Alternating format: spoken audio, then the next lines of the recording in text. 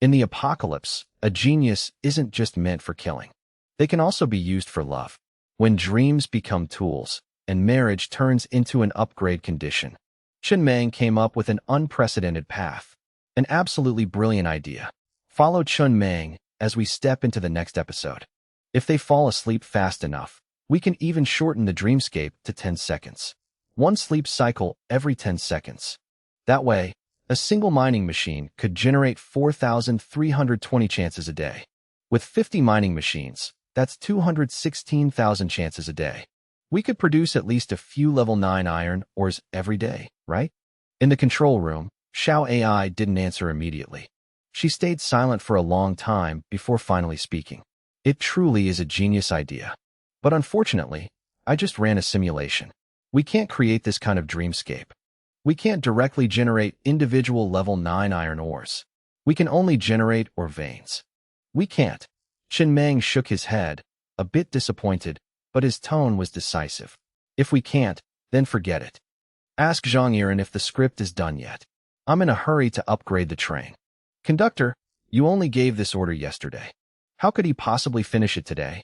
Theoretically, finishing a script takes at least a week, and that's assuming. Right then, Xiao AI's voice suddenly stopped. She paused for a moment before slowly continuing. Conductor, Zhang Yiren is requesting an audience outside the control room. He says he's already finished both scripts. Genius. Chen Meng nodded in satisfaction and laughed. Hurry, let him in. That's why I told you. You need to have faith in the people I value. Since he's the screenwriter I appointed, he definitely won't disappoint. Just look at this efficiency. Incredible. I love it. Truly top tier.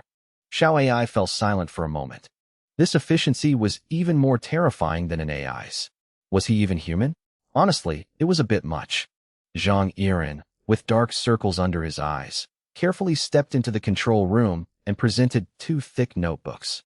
Boss Meng, these are the 2 romance scripts you asked for yesterday. I wrote them in the style of a murder mystery script. No matter who it is, as long as they roleplay the parts, they'll be crying their eyes out by the end, madly in love with each other. Just hearing that sounded sketchy. It was basically forcing people to fall in love. Excellent. Chen Meng took the scripts, flipped through a few pages casually, and tossed them back into Zhang Yiren's arms. He smiled and said, Take these to Xiao AI in Car 2. Good job. You're dismissed. In the void, the planet train sat quietly in place. 2,000 mining robots and over 6,000 residents were rapidly excavating the surrounding ore veins. It was estimated that in 6 days, all the ore in this space would be completely mined out, and then they would leave for good. But before that, he had to upgrade the train to level 15. To reach level 15, those 2 Doomsday Marriage certificates had to be used. How is it? In Car 2's Mecha Center, Chen Meng looked at the 4 virtual combat training pods in the corner. How's the dreamscape generation coming along? It's been fully generated according to the script, Xiao AI explained from beside him. But we can't see the specific progress inside the dreamscape from the outside. We'll only know how effective it is once the dreamscape ends. These 2 scripts last for 5 days. Perfect timing, Chen Meng thought to himself. In 5 days, the planet train would be leaving this space and returning to the Golem Zone. Inside the 4 virtual combat training pods lay 2 young couples from the planet train. It was just that their love wasn't genuine enough yet, so he was conveniently helping them fall a little deeper in love. Honestly, this method was very Chen Meng. He was just pondering a minor issue. The basic train upgrade conditions were met, but what about the golden wedding? A golden wedding required a ceremony witnessed by 1,000 people. It required 3 trains of the same level to attend the banquet, and food and drinks had to be provided for all attendees. It also required basic items like wedding dresses, a red carpet, artificial flowers, and fireworks. Successfully hosting a golden wedding would grant the train 500 legacy points and 20 prestige points. A golden wedding yielded 500 legacy points and 20 prestige points. The most basic bronze wedding only gave 100 legacy points. Since he had gone through so much trouble to use the 2 Doomsday Marriage certificates, he naturally couldn't waste these legacy points. 1,000 legacy points was no small number. Witnesses, food, and drinks were easy enough to handle. But where was he supposed to find 3 trains of the same level? He was currently at level 14. He didn't know anyone in the Golem Zone, and he definitely didn't want to randomly invite unfamiliar trains. The risk was too high. Unless... I've got it. A gleam flashed in Chen Mang's eyes. Xiao AI, tell Sister Qi and the others to build a wedding hall in Neon City.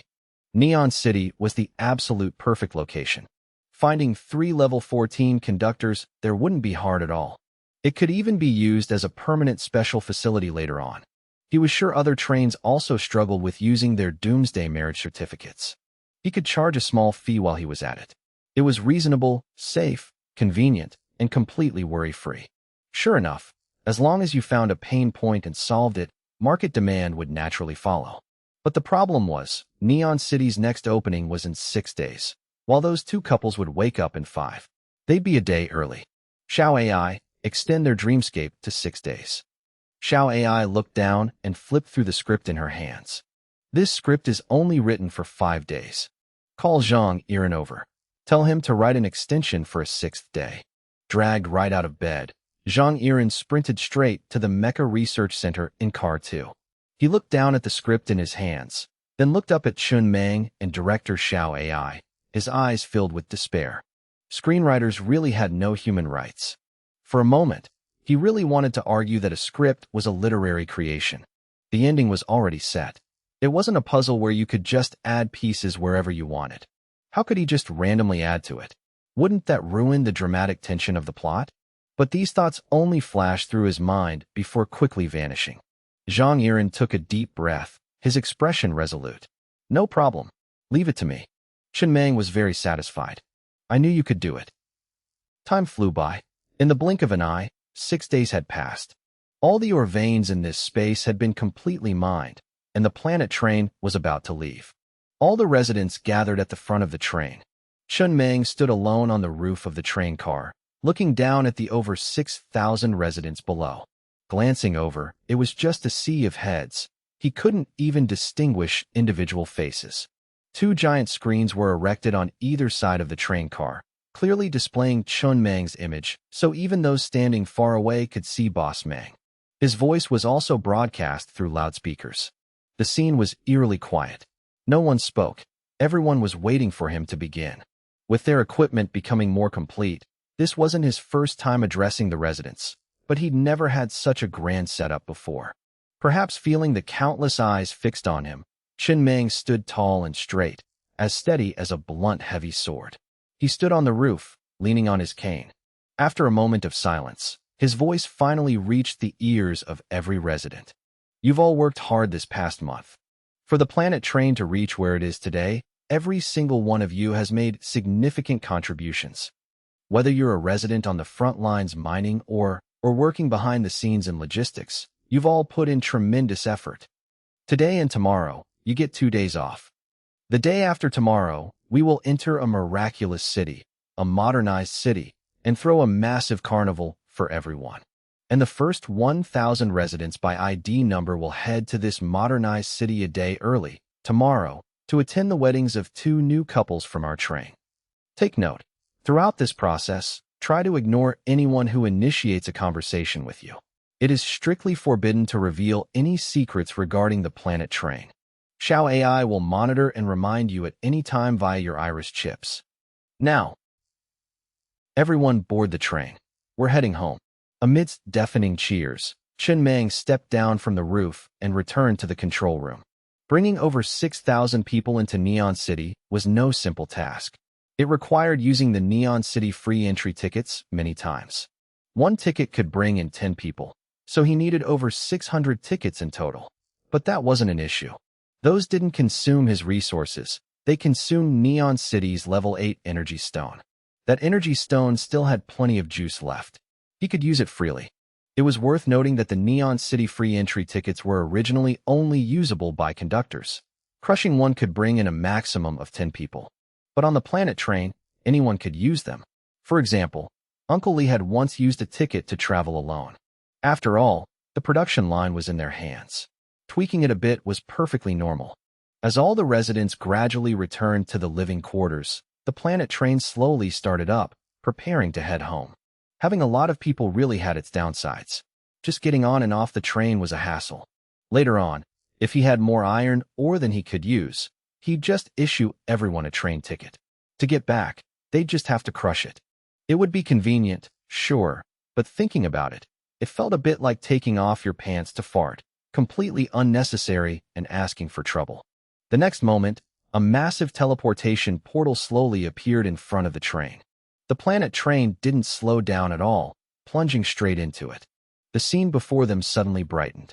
The familiar sun, the familiar wasteland, the familiar air, and the familiar horde of zombies. It's been a while since we've seen zombies, huh?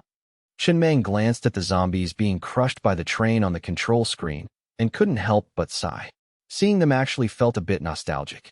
While the void space was absolutely safe, that wasn't necessarily a good thing. His train's armor was now level 17. What was the point of upgrading it so high if there were no monsters to fight?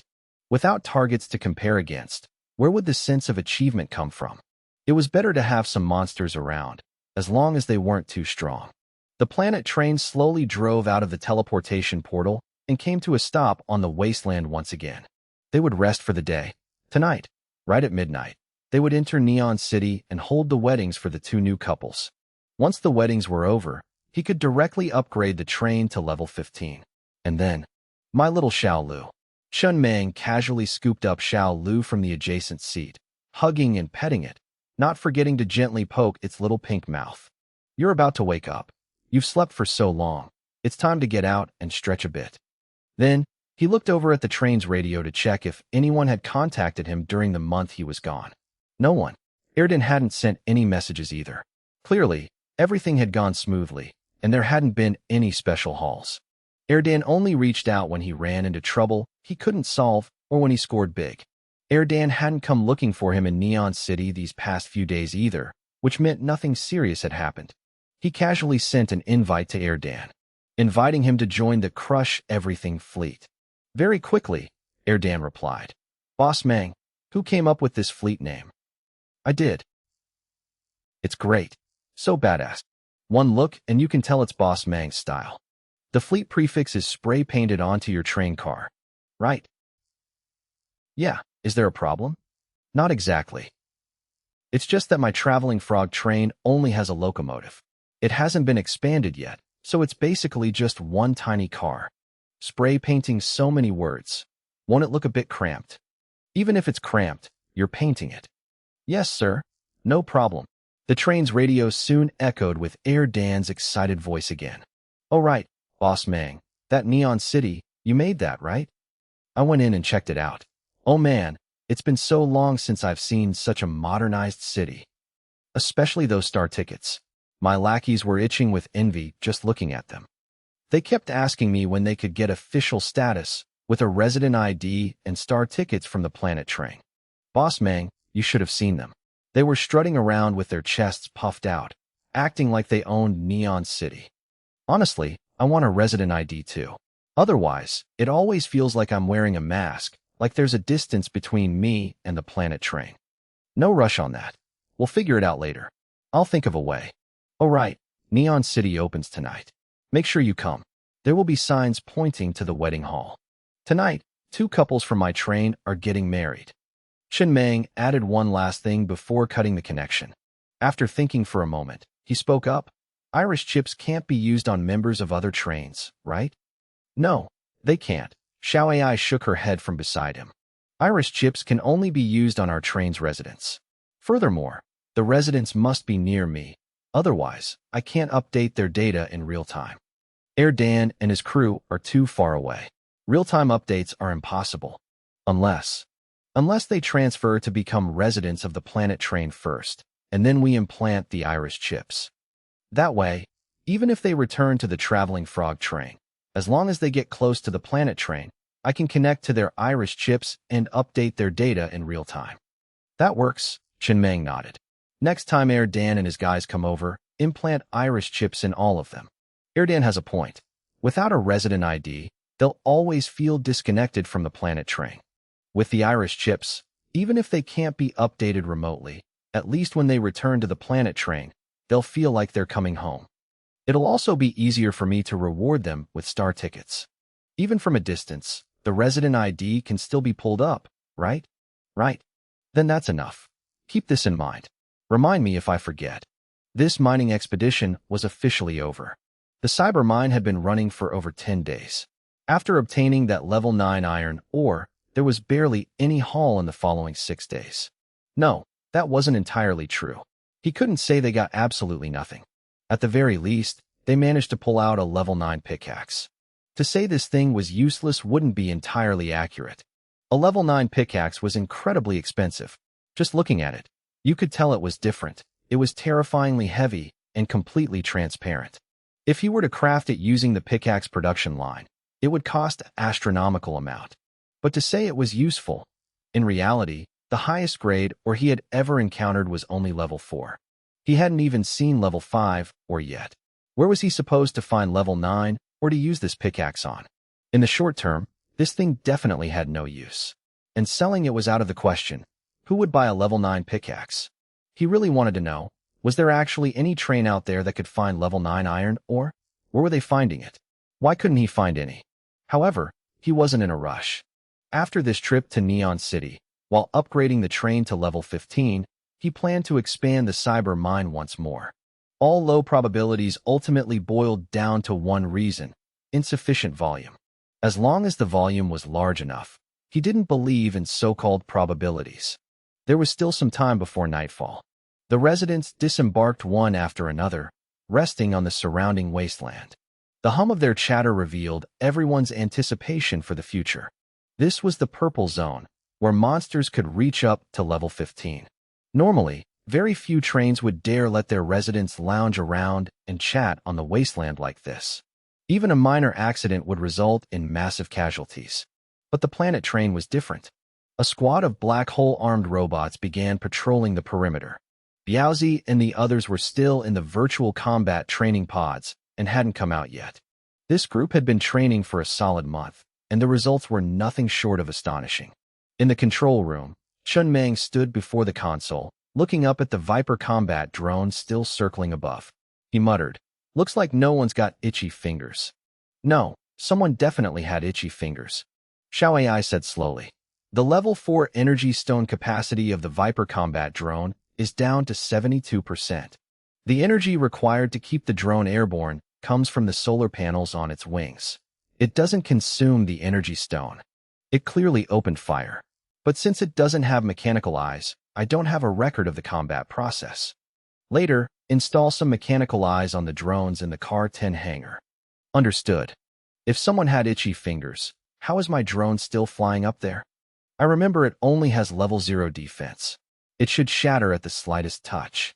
Its defense is indeed very low, but its maximum speed is 5,040 kilometers per hour. Even if it shatters on touch, they have to be able to touch it first. Is it really that strong? Chen Meng scanned the surroundings and sighed. I don't see any wreckage of a destroyed train. That train must have escaped. Once this drone loses connection with the planet train, it defaults to circling in place, tasked with driving away intruders. Since the enemy escaped, the drone wouldn't pursue them. I wonder which train it was. So weak they couldn't even beat a single drone left behind by our train. Conductor, you need to properly assess your own strength. That drone has a level 20 attack intensity and a speed of 5,040 kilometers per hour. In the entire purple zone, before its energy stone runs out, there aren't many trains that could defeat a planet train combat drone. So weak, Chen Meng sighed.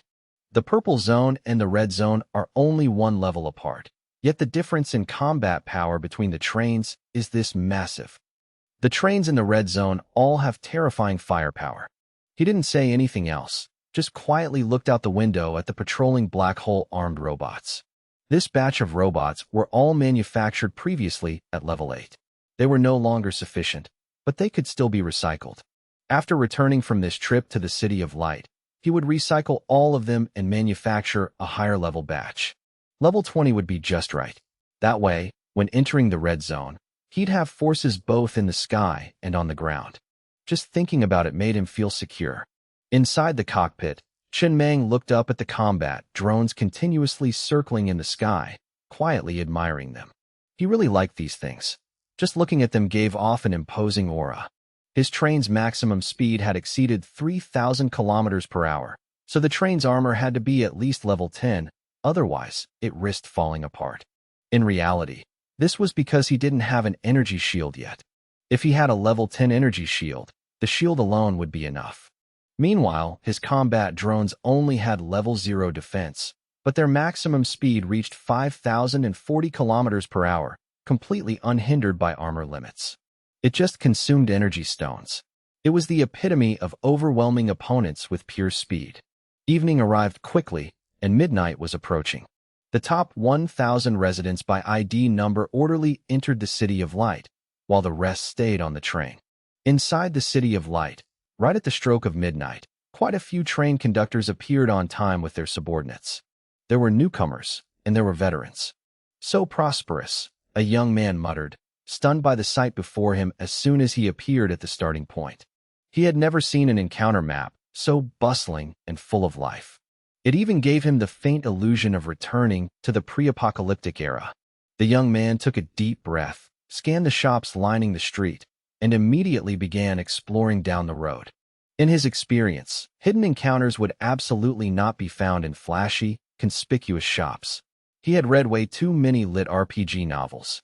In novels, hidden encounters were always tucked away in obscure corners. After a full 30 minutes, the man's eyes suddenly lit up, drawn to a specific shop, the Mechanical Train Confessional.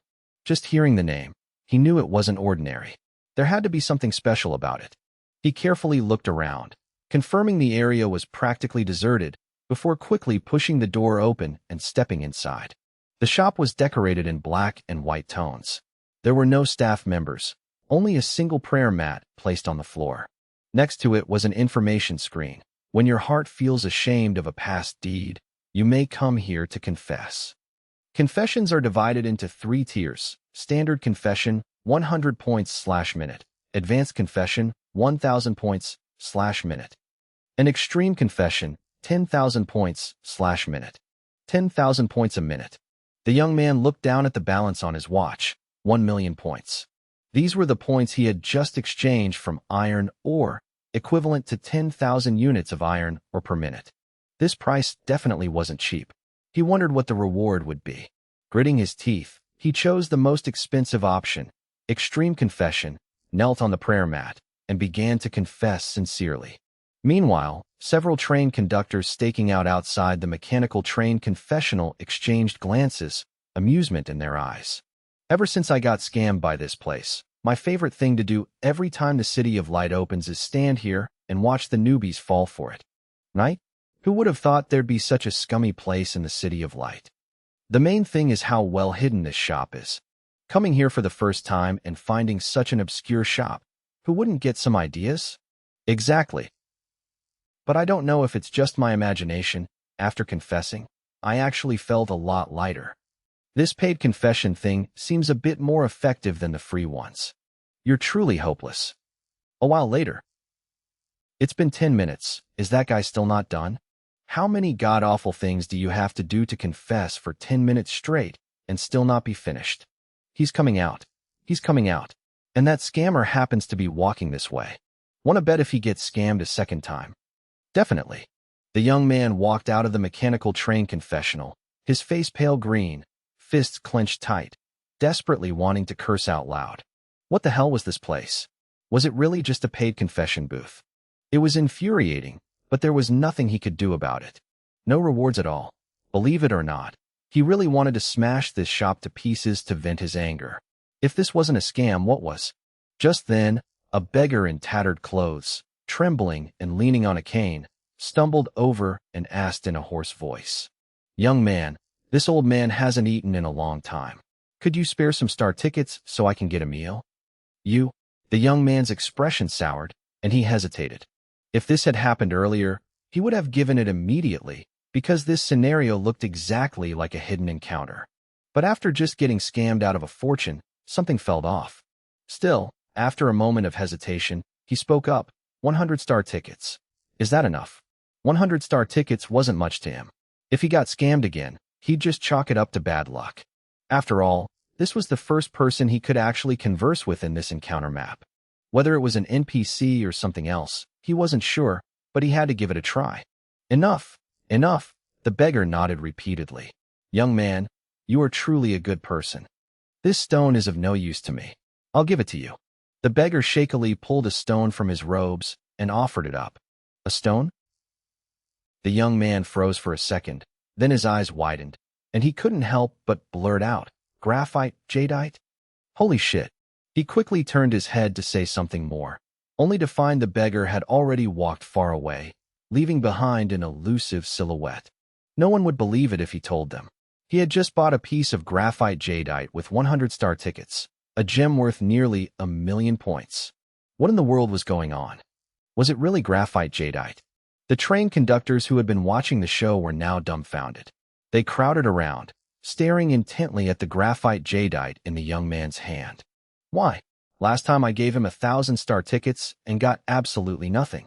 You only gave 1,000? I gave him 10,000. This is what you call good karma for good deeds. The young man chuckled, stuffed the graphite jadeite into his shirt, and strode away. The conductors watched his retreating back, staying silent for a long time before they started analyzing. So you have to give exactly 100-star tickets? No. I think the mechanical train confessional isn't useless. It temporarily boosts your luck, we just didn't realize it. I bet you have to walk out of the confessional with your sins temporarily cleansed to trigger the interaction with that beggar. In short, the process is, go to the confessional first, then meet the beggar, right? The conductors looked at each other, a gleam in their eyes. It seemed they had figured it out. Inside the City of Light, on the 7th floor, Chen Meng stood before the floor-to-ceiling window, looking at a hotel not far away. This place hadn't been operational before, but now it had been renovated into a permanent wedding hall. This hall used a shared wedding setup. Wedding setups were divided into two types. One was custom setups, where a wedding planning team came to build the scene on-site and dismantled it afterward. The price for this was usually very high. If it included the 4 great pillars, MC, photographer, videographer, and makeup artist, the cost started at 10,000 and had no upper limit. The other type was a permanent wedding hall. The hotel pre-built the ceremony hall, and couples getting married shared the same backdrop. It was cheaper and looked better. The only downside was that if you posted photos on local social media, it was easy to discover that your husband's ex-girlfriend also got married there. It sounded a bit painful, but that was the reality. The hotel below had been converted into a wedding hall, meant to host the weddings for the 2 couples from the train this time. At the same time, it would serve as a venue for other trains to hold their weddings in the future. Boss Meng. Uncle Lee stood beside him, holding a suggestion book and reporting. Business has been generally stable these past few days. No major issues. It's just that quite a few people have been sending messages cursing the mechanical train confessional, saying it's useless and just a scam. How is it useless? Chen Meng leaned on his cane, his voice calm. Didn't it give them a private space to confess? Besides, how can they call it a scam? The first time I came to the City of Light, I went in there too. Any other issues? Some people are cursing the beggar. That's an Easter egg. Ignore it. There are also people cursing the lottery system designed by Li Shiji. How are the profits? It accounts for 17% of total profits. That high? Yes. Is it still purely random right now? Still purely random, but Li Shiji's side suggested testing a pseudo-random effect for a while. Why? Because some people have incredibly good luck. They often hit the jackpot after just a few spins. Handle it as you see fit. First, tell old Zhu to get the residents in place. Then we'll hold the weddings. Understood. Inside the City of Light, quite a few people gathered in front of a hotel, looking at the information on the screen. Nameless train. Today, 2 newlywed couples will hold their golden wedding here using doomsday marriage certificates. Officially beginning in 10 minutes. All are welcome to join the celebration. Level 14 trains in attendance can receive a wedding gift. Limited to the first 3. A lively atmosphere gradually spread. Tonight, the Planet Train would officially step into a new tier. P.S. This venue accepts bookings for golden, silver, and bronze weddings for doomsday marriage certificates. Different wedding tiers have different prices. Bringing your own residents, or using the hotel's residence will also affect the price. Please contact staff for details. This city of light is really developing better and better.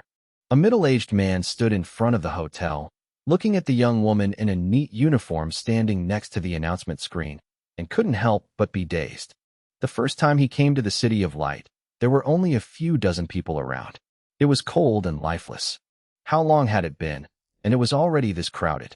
Moreover, the variety of shops was becoming increasingly diverse. He walked straight up to the staff member. I'm a level 14 mechanical train conductor here to join the celebration. Is there a wedding gift? Yes. The staff member smiled and handed over a red envelope. There's a chip inside. Just tap it against your watch to receive the gift. So, how do I book a golden wedding? I want to book a golden wedding. The current weddings are expected to end at 1 a.m. You can book the 1 a.m. to 2 a.m. time slot. You need to provide your own doomsday marriage certificate.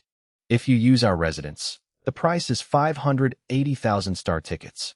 A golden wedding requires 1,000 witnesses, but they don't have to be residents of any specific train.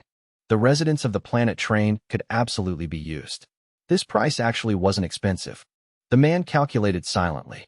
It was equivalent to trading 580,000 star tickets for 500 legacy points and 20 prestige points. The cost-effectiveness was very high. Book the 1 a.m. to 2 a.m. slot for me. Yes, sir. Please pay over here. The alcohol was fully stocked. The fresh flowers were made of iron, but after being dyed, the effect was just as good. At the same time, inside Car 2 of the planet train, the 4 virtual combat training pods sat quietly in place. Xiao AI, with a calm expression, handed the 4 doomsday marriage certificates in her hands to Zhang Yiren standing beside her. She instructed, "The moment I open the virtual combat training pods, you immediately shove a certificate into each of their hands." Understood. 1 set per person, male and female. Understood. Zhang Yiren trembled, asking somewhat uneasily, "Director AI, is this very important?" "Why do you ask?" At the time, Boss Mang only told me to write 2 romance scripts. He didn't say what they were for. I thought. Stop talking nonsense. Xiao AI shook her head. The conductor has already set up the wedding hall. If anything goes wrong now, you can go shoot another movie about Louis XVI, and you'll be the male lead. The next moment, the virtual combat training pods opened. The 2 couples stumbled out of the training pods. The moment they saw each other, their eyes instantly turned red, and they couldn't help but embrace tightly. "Xiaoyu, I love you. I love you, Xiaoyu. Xiaoyu, don't you love me?" The 4 of them hugged each other, the scene somewhat chaotic. For a moment, Xiao AI couldn't figure out their exact relationships, but Zhang Yiren had no mind to care about that. He immediately shoved the marriage certificates into each of their hands at the very first opportunity. Fortunately, all the certificates simultaneously emitted a red light, meaning the marriages were successful. All that was left was to finish the wedding ceremony to receive the legacy points. Not bad. Xiao AI took the certificates back from Zhang Yiren, glanced over them, and shoved them back into his hands. "Take these certificates and these 2 newlywed couples to the City of Light and find Boss Mang. You didn't do too badly. But the relationship between these 4. Zhang Yiren hesitated for a moment before stubbornly blurting out, "The situation is a bit complicated." In the script, all 4 of them went through a very messy storyline. Each of them was in love with the other 3 at some point. "You can't blame me for this." Boss Mang said the more convoluted, the better. As time passed, the 2 couples gradually sobered up, realizing they had just experienced a very long dream. The looks they gave the other 3 were incredibly complex. Their lips moved, but in the end, no one said a word. Everyone fell into silence. The wedding went perfectly. 1,000 marriage points and 40 legacy points were successfully recorded. The residents of the planet train hadn't even had time to rest before they had to quickly attend the second wedding. It was just that. These 2 newlywed couples didn't seem to get along very well. "We're already married," a young man said seriously, blocking the woman in front of him at a street corner in the City of Light. "That means we are officially a family in the apocalypse. We'll be living on the planet train for a very long time. It's the apocalypse. I'm not asking for much. I just want to know, did you work in that profession before?" Just because I have tattoos? The woman retorted angrily. Yes, just because you have tattoos, the man replied decisively. It's not that I discriminate against women with tattoos, but the overlap between women with tattoos and women in that profession is too high. 7 out of 10 people with tattoos have worked in that industry. You're talking nonsense. Don't use your personal bias to judge an entire profession. Chen Meng handed the tablet back to Xiao AI standing beside him. He was in no mood to care about this post-marriage drama. They were already married anyway, and it seemed there wasn't a divorce mechanism yet. If they really couldn't live together, they could hold a trial and find 20 jurors among the residents to decide. The loser gets shot directly. Simple, clean, and convenient. Through the mechanical eyes, Xiao AI could monitor everything happening in every corner of this city. Later, remember to send robots to find anyone who urinates in public. What kind of decency is that? There's clearly a public restroom right next to them, yet they still do it anywhere. Absolutely no public decency. Understood, Xiao AI nodded, making a note of it. Uncle Li and the others are worried that if we issue fines, these people won't come back, and we might lose some customers. Everything comes with a cost, Chen Meng said calmly. We can't surrender our initiative just to keep customers. The initiative must remain in our hands. Only after securing this premise can we think about growth. If they need to be fined, fine them. The City of Light won't be affected by the loss of a few train conductors. Understood. Time flew by, and soon it was midnight. At exactly 12 a.m., the City of Light ended its business for the day. Next was the relaxation time for the Planet Train's residents. Of course, with the amount of wealth the residents had, they couldn't actually spend anything in the City of Light. They simply couldn't afford it. It was mostly just strolling around, admiring the bustling high-rises. Other than that, there were no other activities. The rest was left to old Zhu and his crew. They led the residents in setting up a large stage in the plaza. Singing, dancing, watching movies, playing around. It was very lively. There were too many people. Chen Meng didn't like this kind of partying, so he returned to the cockpit alone. At this moment, the cockpit felt quite cold. Such a massive train, yet now there were hardly any people left on it. It truly felt a bit empty. Just then, Boss Meng, have some fruit. Chen Meng turned his head to see Xiao Fong walking over. He suddenly felt the cockpit gain a bit of human warmth. He asked casually, "Aren't you going to hang out in the City of Light? I figured Boss Meng would come back tonight. If you need anything, you can call me. Otherwise, you wouldn't even have anyone to run errands." This girl. He glanced at Xiao Fong standing beside him. A small face, a well-proportioned figure. She was quite pleasant to look at. Most importantly, her personality suited him perfectly. Very thoughtful of you. Bring a basin of hot water over and massage my feet. I've been standing all day, they're really sore. Yes, sir. Chen Meng sat down in his chair and looked at the train upgrade conditions panel. Upgrade conditions. Consume 60,000 units of level 3 iron ore. All car accessories exceed level 240. Possess over 500 survivors. Have 3 pairs of train residents married via doomsday marriage certificates, and have 1 child under 16 years old. All conditions had been met. It seemed mining robots still couldn't completely replace survivors. After all, upgrading the train still had a hard requirement for the number of people. After consuming 6 million units of iron ore, the familiar prompt appeared on the control screen. Your train has upgraded to level 15. More craftable accessories have been unlocked. Chen Meng leaned back in his chair and let out a soft breath. The train had finally reached level 15, hitting the level cap of the purple zone. A level 15 train was the current limit. To go any further, he could only enter the red zone. The moment the train finished upgrading, a faint, slightly sticky cry echoed in the cockpit, sounding like a little lamb bleating, "Ba ba." He immediately looked toward Xiao Lu, who was lying on the adjacent seat. At this moment, Xiao Lu, who had been in a constant coma, had woken up. It curled its body, emitting strange sounds from its mouth. "Little guy, you're finally awake?" Chen Meng scooped it into his arms, examining it from top to bottom.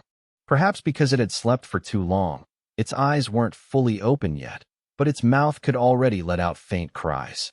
Being held by him, its little head continuously rubbed against his chin. Hey! It tickled him, and he couldn't help but laugh. reaching out to press Xiao Lu's head down. Stop rubbing everywhere, it tickles. Let me see if anything changed after you woke up. Absolutely nothing changed. You ate so much of my iron ore, you should at least be of some use. If an enemy comes, can you protect me? This was his special train car, the behemoth car.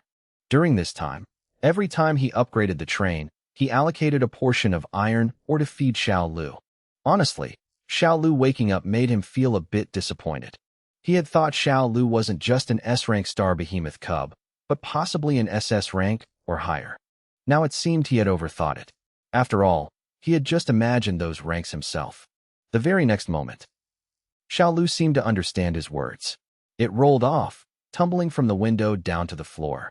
Before it even hit the ground, its body swelled up, transforming into a massive green sphere over 10 meters tall, its entire body still covered in soft fur. It opened its gaping, blood-red maw and turned toward Chun Mang in the cockpit. Inside its mouth, densely packed together, were 100 heavy machine guns. Then, it aimed its mouth to the side, and with a series of rat-tat-tat sounds, a frantic storm of steel spewed out. Chun Mang pulled Xiao Lu back into his arms, his expression incredibly complex. He pried its mouth open, looking at the miniature machine guns inside, and couldn't help but ask, "Doesn't that hurt?" Xiao Lu shook its head. The effect of the behemoth car was to accelerate the growth process of a star behemoth cub. At the same time, it granted it a certain level of combat ability even during its infancy. Without this car, at its current stage, Xiao Lu wouldn't have any means of attack whatsoever. But because it had become the behemoth car, it now possessed the attack methods of the internal fire control system. You even know how to grow big? That's awesome. What do you normally eat? Human food. You don't eat that? Then energy stones? Not that either? What about iron ore? This time, Xiao Lu nodded. All right. Chun Mang lifted Xiao Lu into the air and chuckled. Looks like you're a money burner too. But right now, I don't have any more information on star behemoths. You'll just have to live like this for now. Wait until I upgrade to level 18 and understand more about star behemoths. Then I'll figure out a way to nurture you. Star behemoth. Just hearing the name sounded formidable. Born to live in the sea of stars. Even though you could grow to 10 meters just now, your ancestors were beings that fed on planets. Compared to them, you're still far behind. Are you saying that when you grow up, you'll be even stronger than them? This little mouth even knows how to pout. Chun Mang burst out laughing. Are you saying that when you grow up, you'll be even stronger than them? All right, I'll look forward to that day. I really want to see with my own eyes what a behemoth eating a planet actually looks like. Xiao Fang sat beside him, placing Chun Mang's pale foot on her lap, holding a tool and carefully trimming his toenails. Occasionally hearing the conversation between Boss Mang and Xiao Lu, she would smile softly. She had almost never seen Boss Mang show such a gentle side. You even know how to trim toenails? Chun Mang, holding Xiao Lu in his arms, smiled as he looked at Xiao Fang working with her head bowed. It really has been a long time since I cut my toenails. I used to get ingrown toenails, so I'd often cut them myself. Later, the medical pod cured it, so I stopped paying attention to them. But before the apocalypse, were you a pedicurist? Looks like I need to swap you out. Xiao Fang was at risk of unemployment. No. Xiao Fang didn't look up. As she earnestly trimmed, she said, Did Boss Mang forget? The first time you asked my name, I told you I was an elementary school teacher. You can't just keep cutting ingrown toenails. The more you cut, the more it hurts. Every time you cut deeper, the nail grows back even worse the next time, creating a vicious cycle. Before the apocalypse, I liked watching pedicure videos, so I learned how to do it along the way. Chun Mang looked at Xiao Fang expressionlessly. Boss Mang. Xiao Fang immediately reacted, asking somewhat uneasily, Did I say something wrong? It's nothing. Chun Mang was in a pretty good mood right now. There were basically only the two of them left on the train. Even Ji Chu Chu and the others had gone out to play. The cockpit window wasn't closed. The night breeze blew in, carrying a slight chill mixed with a bit of warmth. It was cool and comfortable. He really liked this feeling. Winter was almost over. He looked down, poking Xiao Lu's nose as it constantly dodged, and asked casually, How was being an elementary school teacher? Not great. It was very messy. By now, Xiaofang had finished trimming. She washed his feet again, dried them, and gently massaged them. The makeup of elementary school teachers is very complicated. Some went straight in after graduating college. Some got placed in a cushy job because their husbands had connections. And some, like me, just stumbled into it. Among colleagues, the culture of showing off was very heavy.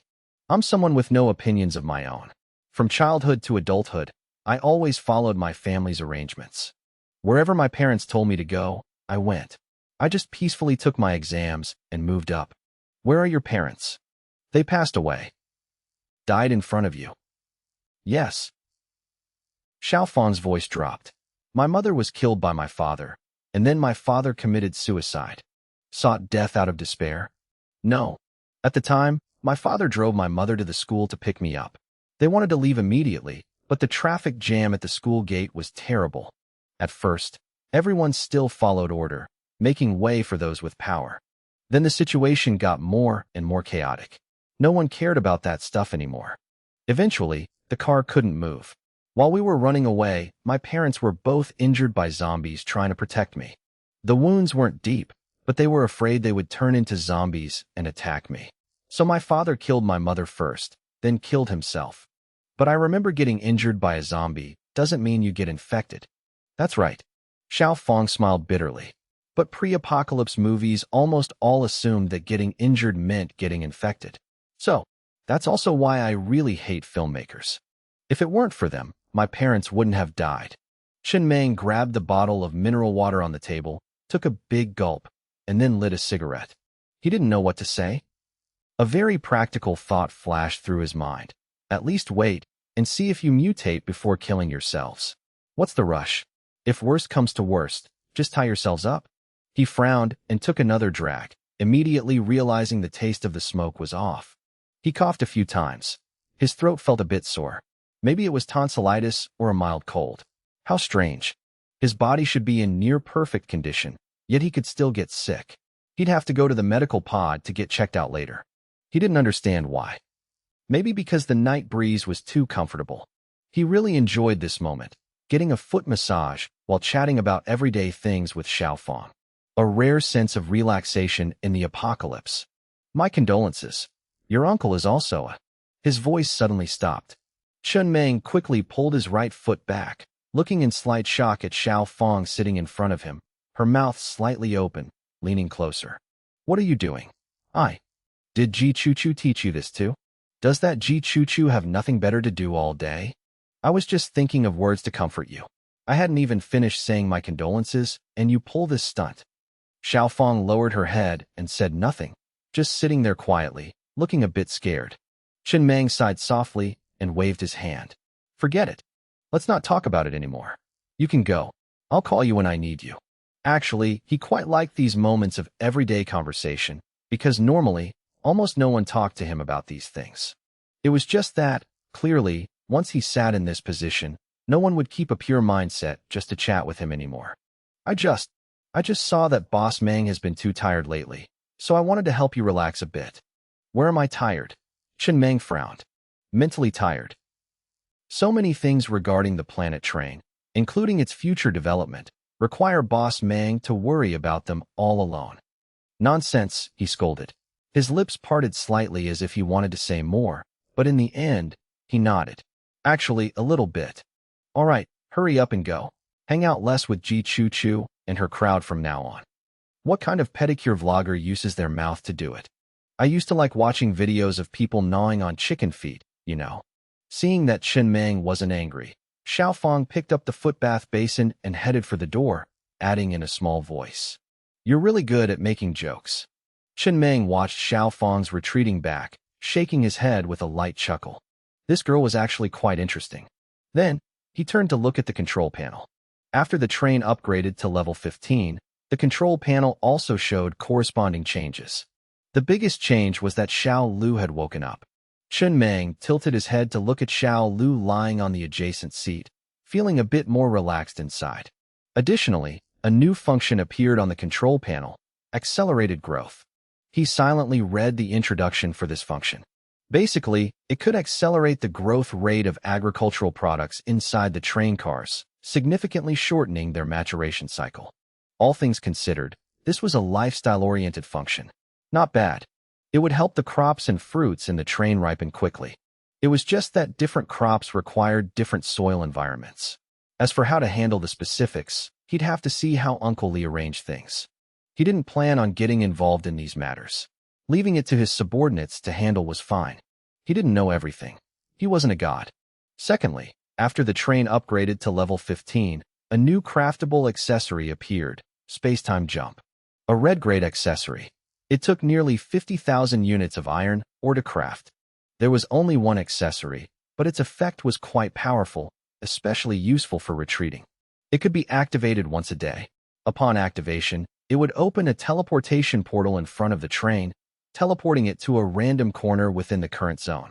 However, being limited to the current zone was a bit restrictive. They couldn't run too far. Last time, when he encountered 2 trains possessing this red-grade accessory, he thought it was something obtained from some encounter map. Unexpectedly, it was something any train could craft. This is a bit of a headache, Chen Mang muttered. If some train pissed him off in the future and used space-time jump to escape, he'd have to waste time looking for them. What a waste of effort. Without hesitation, he directly consumed 50,000 units of iron ore to craft it, while also consuming another 7.75 million units of iron ore to upgrade this accessory straight to level 20. The accessory didn't gain any basic effects upon upgrading. It still only activated once a day, but it unlocked 3 transcendent effects. Level 5 effect, halves consumption. Level 10 effect, can consume a massive amount of energy to forcefully tear open a random spatial rift, with the destination being any corner of the vast universe. Level 20 effect, can rely on residual traces to reopen a new spatial rift right at the starting point of a recently vanished rift. And this rift will directly connect to the previous destination. It seemed the mechanical civilization had researched spatial rifts very deeply. Chen Mang quietly looked at these 3 effects. In essence, a teleportation portal was just an entrance to a small-scale spatial rift. No one knew where the Goblin Tomb was located. Perhaps it didn't even exist on this planet. No matter the size of the spatial rift, the mechanical civilization could create them at will. Among these 3 effects, only the first and third were truly useful, especially the level 20 effect. That way, the next time someone used space-time jump to escape, he could absolutely tail them, dive through the spatial rift, and give them a real surprise. As for the level 10 effect, just looking at the info showed it was way too overpowered. Just a red-grade accessory, plus a few million units of iron ore. And you could randomly teleport anywhere in the universe. It was practically a universal teleporter. He glanced at the consumption cost. 1 level 8 energy stone, equivalent to 5 billion units of iron ore. This thing was really just for show? Chen Mang shook his head, no longer looking at the accessory info. The train currently still had 142.2 million units of iron ore. Once he finished tallying the haul from Neon City this time, he would upgrade the train's armor one more time to level 18. And then, he could officially enter the red zone. From level 15 onwards, the train's pace of development had clearly stepped into another tier, both powerful and dangerous. Monsters in the red zone had a maximum level of 18. While level 18 train armor might not block every attack from other trains, dealing with red zone monsters would be smooth sailing, without any obstacles. Oh right, Xiao AI. Chen Mang suddenly remembered something. He pondered for a long time before speaking. Do you remember the time rift we discovered in the city within this zone? That rift made the train's radar unusable. Only a few seconds passed outside, but inside, 30 years had gone by. A middle-aged man went in, and came out an old man. Moreover, inside that time rift, there were absolutely no issues with bodily energy replenishment or metabolism, like eating or using the bathroom. I remember. Is something the matter, conductor? Xiao AI's voice echoed in the control room. Think about it. If we dropped an automated cyber mining machine in there, what would happen? Xiao AI paused for a moment before answering. I cannot simulate that scenario. However, that time rift has currently disappeared. We need to encounter a new rift to conduct the experiment. Xinjia isn't dead yet, right? No. Uncle Lee has been keeping him well fed. Next time, I'll use him as a test subject. Understood. Just then, countless points of light suddenly appeared in front of Chun Mang, then slowly converged to form a control panel with a few lines of text. Sorry to keep you waiting. This is the encounter map. Spring returns to the withered tree. Do you still remember the classroom trial in the first stage? You successfully passed the first stage, and currently, 19 other trailblazers have also cleared it. In 48 hours, 20 trailblazers, including yourself, will enter the second stage together to filter out the victors and compete for the final victory in the third stage.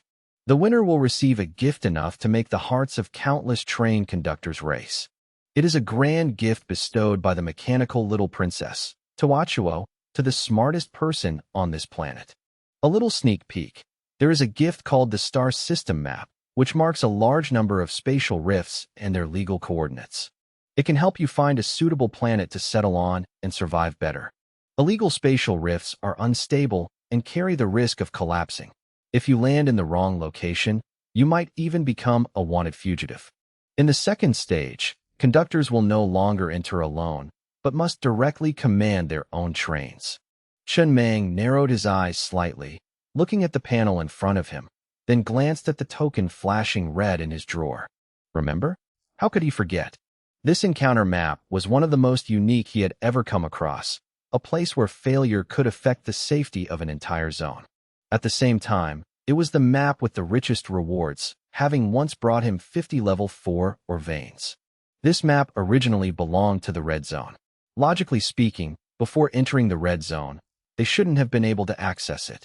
However, it was located in the overlapping area between the two zones, a red zone map named Sunset Coast. It could be hit by mechanical artillery shells, giving purple zone trains a chance to enter as well.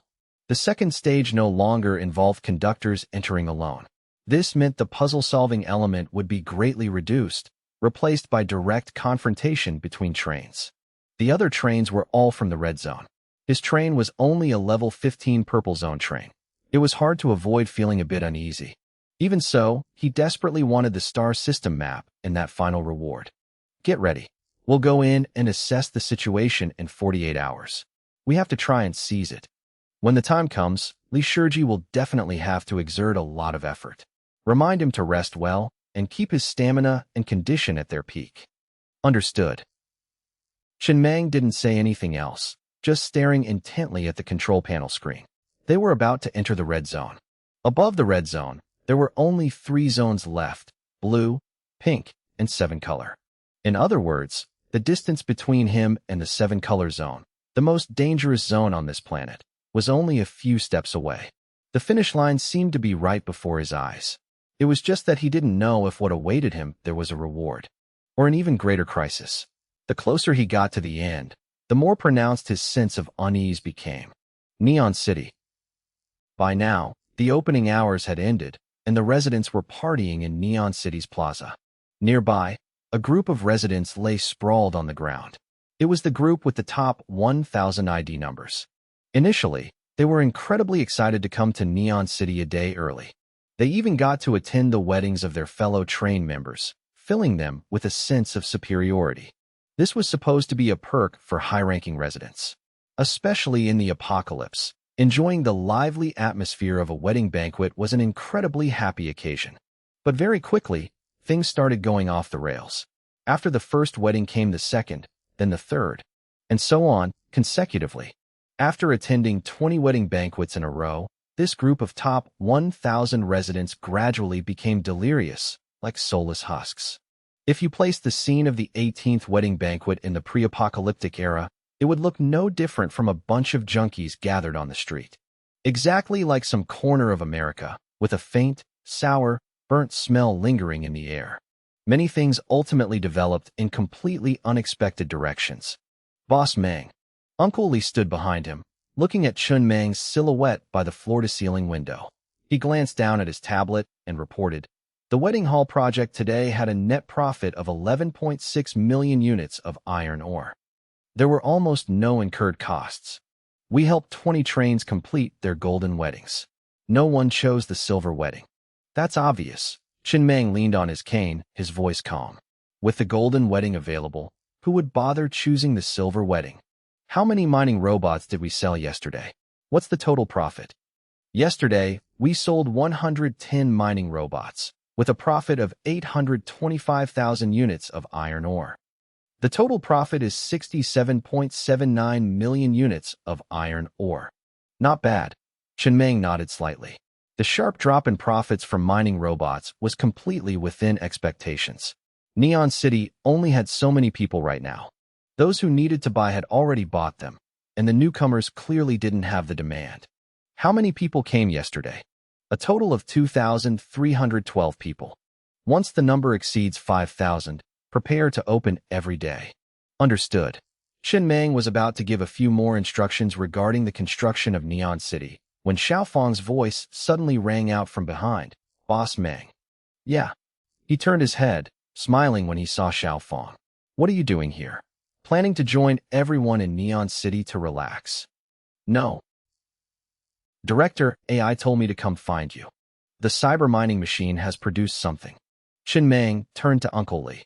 Take yesterday's profits from Neon City outside. Without pausing after speaking, his figure instantly vanished from the spot. Returning to the control room, Xiao AI was already waiting. She immediately reported, Conductor, the cyber mine indicates it has produced an item, but it's temporarily unclear exactly what it is. If it's not a pickaxe, it's level 9 or...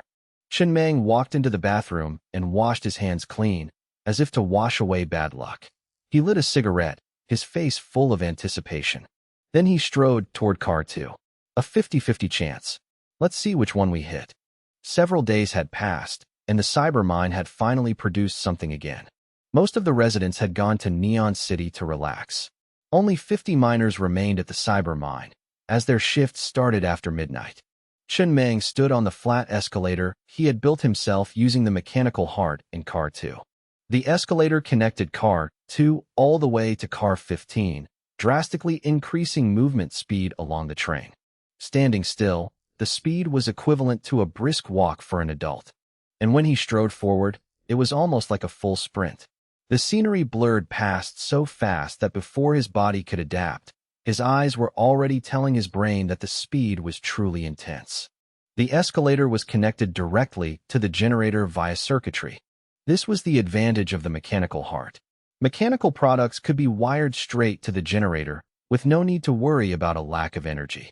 Heading straight to car 10, Shenmeng pushed open the spatial door to the cyber mine and saw a resident sitting on the bed, eyes full of anticipation. He gestured for them not to speak, walked to the head of the bed, and placed his hand on the dream stone. A small teleportation portal appeared beside it. He reached his hand in and pulled out a transparent level 9 iron ore, sparkling under the light. The capacity of the dream stone at the head of the bed rapidly dropped to 5%. Yeah. Shenmeng took a deep breath, gripping the level 9 ore tightly. He left it for Director AI to handle, then strode back to the control room. In the control room, Shenmeng sat down, looked at the level 9 iron ore in his hand, and burst into loud laughter, his laughter growing louder and louder. He wasn't laughing because he had earned 100 million units of iron ore, but because he had found a zone that could produce iron ore stably and efficiently. Although it's unclear what other areas are like, he believed that the cyber mining machine almost exclusively existed in his hands. To build one such machine, it took 98 Murphy stones to upgrade a single bed. The cost was astronomically high, and they were hard to collect. Even with enough iron ore, gathering 98 stones in a short time was extremely difficult. The only regret was that dream stones were too scarce. He currently had 2 nearly broken ones with only 5% capacity left, which couldn't be embedded into the mining machines anymore. The 50 operating machines each required 1 stone, leaving only 66 in reserve. He really wanted to expand the cyber mine to 100 or even 200 machines, but he just didn't have enough dream stones. Yesterday in Neon City, he only managed to buy 4. To get more dream stones, Neon City had to attract more trains of level 11 or higher. Moreover, they had to be old trains. With a population of just about 1,000 residents, it took at least nearly 6 months to craft a single dream stone. Meanwhile, the apocalypse had broken out less than 2 years ago. The resource problem would only get harsher as time went on. There was no room for luck anymore. They were too rare, making it incredibly hard to buy them in bulk. Chunmeng frowned, deep in thought about how to quickly acquire a large number of dream stones. This matter was of utmost importance. It directly tied to whether the train could experience explosive growth. His targets were old trains level 11 and above. Right now, he couldn't rely on Meng Duo, because Meng Duo's teleportation was completely random. There was no way to control where he would appear. Perhaps, when the second stage of the Withered Wood Meets Spring encounter map opened in 47 hours, he might be able to buy some dream stones from the other 19 trains, but that would just be a drop in the bucket. It wouldn't be enough to scale up. He needed a stable supply. Xiao AI, I'm here. Figure out a supply source where we can steadily acquire dream stones in large quantities. After that, Chunmeng looked over at the train's resource summary panel. After a month of development, resources had seen explosive growth: 310 million units of iron ore, 102.5 million units of wood, 12 million units of copper ore, 123 million units of crimson core rock, 1.07 million units of refined titanium ore. The iron ore earned last night in Neon City had all been moved to carriage number 3. These 310 million units of iron ore also included a level 9 iron ore just obtained from the cyber mine. Wood and crimson core rock were basically in massive surplus, hard to use up anytime soon. Over 100 million units of copper ore were also enough for him to fight a few tough battles. Iron ore looked like the most abundant, but in reality, it was the least. Once used, it would be wiped out in minutes. For example, right now, he had to upgrade the train's armor to level 18. From level 16 to 17, each carriage needed 20 million units of iron ore. From 17 to 18, each needed 30 million units. With a total of 16 carriages, even after having the crafting cost, it still required 240 million units of iron ore. As 240 million units of iron ore turned into powder and merged into the carriages, the train armor officially reached Level 18. Level 18 train armor. Just 2 more levels, and he could activate this accessory's level 20 super effect. And the price paid was that the train's massive fortune was reduced to a mere 69.99 million units of iron ore. Broke again. Chunmeng rubbed his temples, feeling a bit of a headache. The current speed of earning iron ore was too slow. He had to enter the red zone soon to see if he could find level 5 iron ore. Mining level 4 iron ore couldn't keep up with the consumption anymore. Now, even if he saw level 3 iron ore, he wouldn't bother stopping. 1 or 2 million units were just a drop in the bucket. He'd rather let the residents rest for a few days and mine like crazy when they encountered higher level ore. 240 million units of iron ore. If used to buy bread, it could buy 2.4 billion slices. How many people could that feed? Thinking like this was just to comfort himself, but the consumption still hurt just as much. Time flew by, and soon the 48-hour mark arrived. During this time, the enemy detection radar found an unmined level 3 iron ore vein nearby, but he didn't go mine it. Despite his complaints, in a situation where ore was scarce, he normally should have mined it. It was just that the residents had been mining nonstop for a month and were truly exhausted. They needed a few days of rest. Late at night, the sky was full of stars. All the residents had returned to their living quarters. Chunmeng sat in the control room, looking at the red token in the drawer that was constantly flashing. They were about to enter the Withered Wood Meets Spring encounter map. To be honest, it had been quite a while since he personally participated in an encounter map. Ever since meeting Air Dan, exploring these maps was mostly left to him, while Chunmeng focused on external development. The team of strategists was fully assembled in the control room, everyone's face slightly tense as they waited for the map to open. Li Shiji, Lao Zhu, Uncle Li, Biaozi, Xiao AI, and the others. Of course, Biaozi didn't count as a strategist. He was just there to make up the numbers. Boss Mang, Li Shiji was the first to speak. Ever since you told me about this 2 days ago, I've been thinking a lot about the Withered Wood Meets Spring encounter map. First of all, the level range of trains in the red zone is basically between level 15 and 18. Trains at this level, in my estimation, even if they aren't the absolute top tier in the apocalypse, they're very close to it. In other words, Although these trains are in the minority, if even one train fails the first stage, an event crisis will descend upon the corresponding region. This is extremely unreasonable. The difficulty of the first stage is not low at all. With this kind of setup, if 20 people pass, there must be at least 100 who don't. These 100 people correspond to the red zones. They should have been wiped out by the crises long ago. Looking at both the data and the logic, this is a glaring inconsistency. Therefore, I believe those 3 event crises are very likely clues for the second stage. That's a bit of a stretch, Lao Zhu frowned, retorting. Not just a bit, it's way too much of a stretch. How could those 3 event crises possibly be related to the second stage?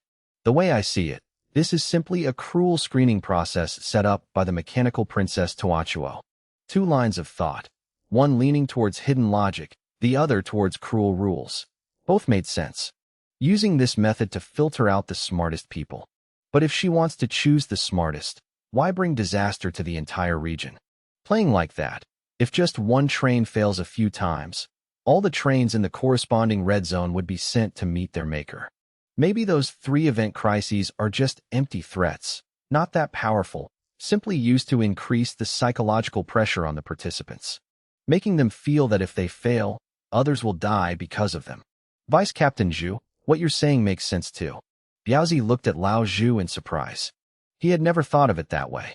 Hearing Lao Zhu say it made him feel enlightened. Biaozi wasn't a strategist to begin with. He was a meathead at heart. He couldn't get a word in edgewise here, nor could he offer any constructive suggestions. He was only standing here because Boss Mang trusted him, but he didn't want to look like a brainless idiot either. So his only option was to chime in and agree with the arguments he felt made a lot of sense. Li Shiji, do you know what the population of the cerulean planet is? The latest pre-apocalypse data was 14.7 billion people. Do you know how many apocalyptic trains there are? I don't. Chen Meng looked at Li Shiji and said slowly, let me tell you. When we were at Huayuan Tiling, there were 50 million trains. It's been so long now. That number might have decreased, or it might have increased. All trains need at least 100 residents to develop smoothly, otherwise mining progress will be painfully slow. We only recently started selling mining robots, and we haven't even sold that many. To be clear, mining robots are gold-tier accessories. They're extremely rare, not every train has them. So do the math. If these 14.7 billion people are divided equally among 50 million trains, how many people does each train have on average? 294 people. Xiao AI immediately gave the exact answer before Li Shiji could even open his mouth. When it came to calculations, no one on the entire train was faster than her. Chen Meng nodded. 14.7 billion is the pre-apocalypse data. 1 year after the apocalypse broke out, the number of trains was 50 million. During this year, people definitely died. You've all felt what the mortality rate is like. Taking the most conservative estimate, half died. That's a 50% mortality rate, leaving 7.35 billion people. Subtracting the 50 million train captains, the remaining population is roughly 7.3 billion, which means each train averages only about 146 people. Without exaggerating, if each train only had that much population, I have reason to believe that 9 out of 10 trains would have been destroyed long ago. This number of people makes it very hard to maintain normal mining needs. It might be okay at first, but as they develop further, it won't be enough. Therefore, I have 2 possibilities. Possibility 1. Of the 50 million trains at Huayuan Tiling back then, up to 2/3 were newly built level 1 trains. Their populations were very small, and the rest of the population was distributed among the surviving trains. Possibility 2. Chen Meng paused. A speculation flashed through Li Shiji's mind, and he picked up the thread. His voice carried a hint of dread. Possibility 2 is that these 50 million trains don't just include the trains on the cerulean planet, but also include trains on other planets. Other planets are also going through the apocalypse. Yeah, Chen Meng nodded. That's a possibility. That's why I'm taking this Witheredwood meets Spring encounter map so seriously. If that's true, then the mechanical princess Toachuo isn't just screening for the smartest people on one planet, but across multiple planets. If we can make contact with train captains from other planets also facing the apocalypse, we can distribute Neon City admission tickets to them. Try to establish a connection between Neon City and other planets, expanding our scale. Li Shiji was silent for a long time, his expression complex before he sighed. Actually, I really want to say something. Before the apocalypse arrived, the Federation never detected any planets with signs of life near the Cerulean planet. The gap in civilization levels is too vast. It's not on the same tier. Don't overthink it. Just as everyone was still debating, the constantly flashing token in the drawer suddenly shattered. Countless red dots flew out, converging into a crimson teleportation portal in front of the locomotive, slowly spinning like a blood-stained black hole. Both dangerous and mesmerizing. Everyone fears black holes, but who hasn't thought about keeping a black hole in their fish tank at home? It was so beautiful it made you want to take a bite. A feeling both wicked and captivating. Chen Meng said no more. He sat down in his chair and slowly pushed the control lever. The Xingheng slowly entered the crimson teleportation portal, once again stepping into the Withered Wood Meets Spring encounter map. Like a child seeing the world for the first time, everything before their eyes suddenly brightened.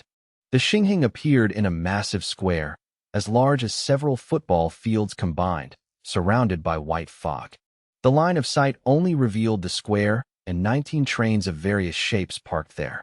The enemy detection radar had been disabled. Chen Meng looked at the control panel screen. Both the enemy detection radar and the resource exploration radar had been disabled. He couldn't see the accessory levels of the other trains, but just a glance was enough to tell that they were all very strong. These 19 trains had all been expanded, but the number of carriages was quite short. Most had 6 or 7 carriages including the locomotive, and the most was only 9. Meanwhile, his Xingheng train had 15 carriages including the locomotive, not even counting the behemoth carriage. A quick comparison made it obvious. His train was the largest one here, both massive and long. It stood out to an absurd degree, looking just like the flagship of a fleet, while the other trains were merely escort frigates. They weren't on the same level at all. The 19 trains were distributed in a fan shape across the square, even though he couldn't see inside their control rooms. Chen Meng could still vaguely feel many eyes converging on him, or more accurately, staring at the Xingheng. The next moment, a giant screen of light appeared in midair above the square, ensuring every train could see it clearly. Pioneers, welcome to the second stage of the Withered Wood Meets Spring encounter map. When humanity becomes the archaeologists of their own civilization, the answers are often more terrifying than the apocalypse itself. The mechanical civilization went through a great war lasting 108,000 years and ultimately faced defeat. The fate of a defeated civilization is more horrific than you can imagine. The mechanical civilization lost. However, the seeds of the mechanical civilization will not be completely wiped out. One day, a seed belonging to the mechanical civilization will sprout again, declaring to the entire universe that the mechanical civilization is not yet extinct. 108,000 years is a symbolic number in the history of the mechanical civilization, but unfortunately, that sequence of numbers ultimately became its death knell. In the Withered Wood Meets Spring encounter map, there truly exists a seed left behind by the mechanical civilization. This reward is only given to the worthy. If you have the strength, take it, and let it take root and sprout. The second stage begins now. You must give it your all to reach the finish line ahead. In this map, trains cannot attack each other. Time limit, 48 hours. The first 5 to clear the stage will advance to the third stage. Pioneers, do your best. The moment the light screen vanished, the white fog surrounding the square suddenly dissipated, revealing cliffs tens of thousands of meters deep. A total of 20 bridges, hundreds of meters long, connected the square to the other side of the cliff. The fog in the air also faded, revealing tens of thousands of glass pods suspended from the ceiling dozens of meters above the ground. Each pod contained organs cultivated from human bodies, blood vessels, nerves, gears, hearts, livers, lungs. Among them was even a mechanical heart beating slowly in its container. The 20 bridges were made of countless gears and blades spinning rapidly like a metal storm. They clearly didn't look like normal pathways. Next to each bridge was a screen displaying a train's name. Very quickly, Chen Meng spotted the Xingheng assigned to the bridge right in front of him. Obviously, each train had its own bridge. Whoever crossed first would leave here first. The opposite side of the cliff wasn't the finish line yet. There was still white fog beyond it. Leaving the square was merely leaving the starting point. Chen Meng sat in the control room, quickly observing the entire layout in silence. He had at least 7 or 8 ways to leave this place. The spider legs leap, the Tawachuo cloud.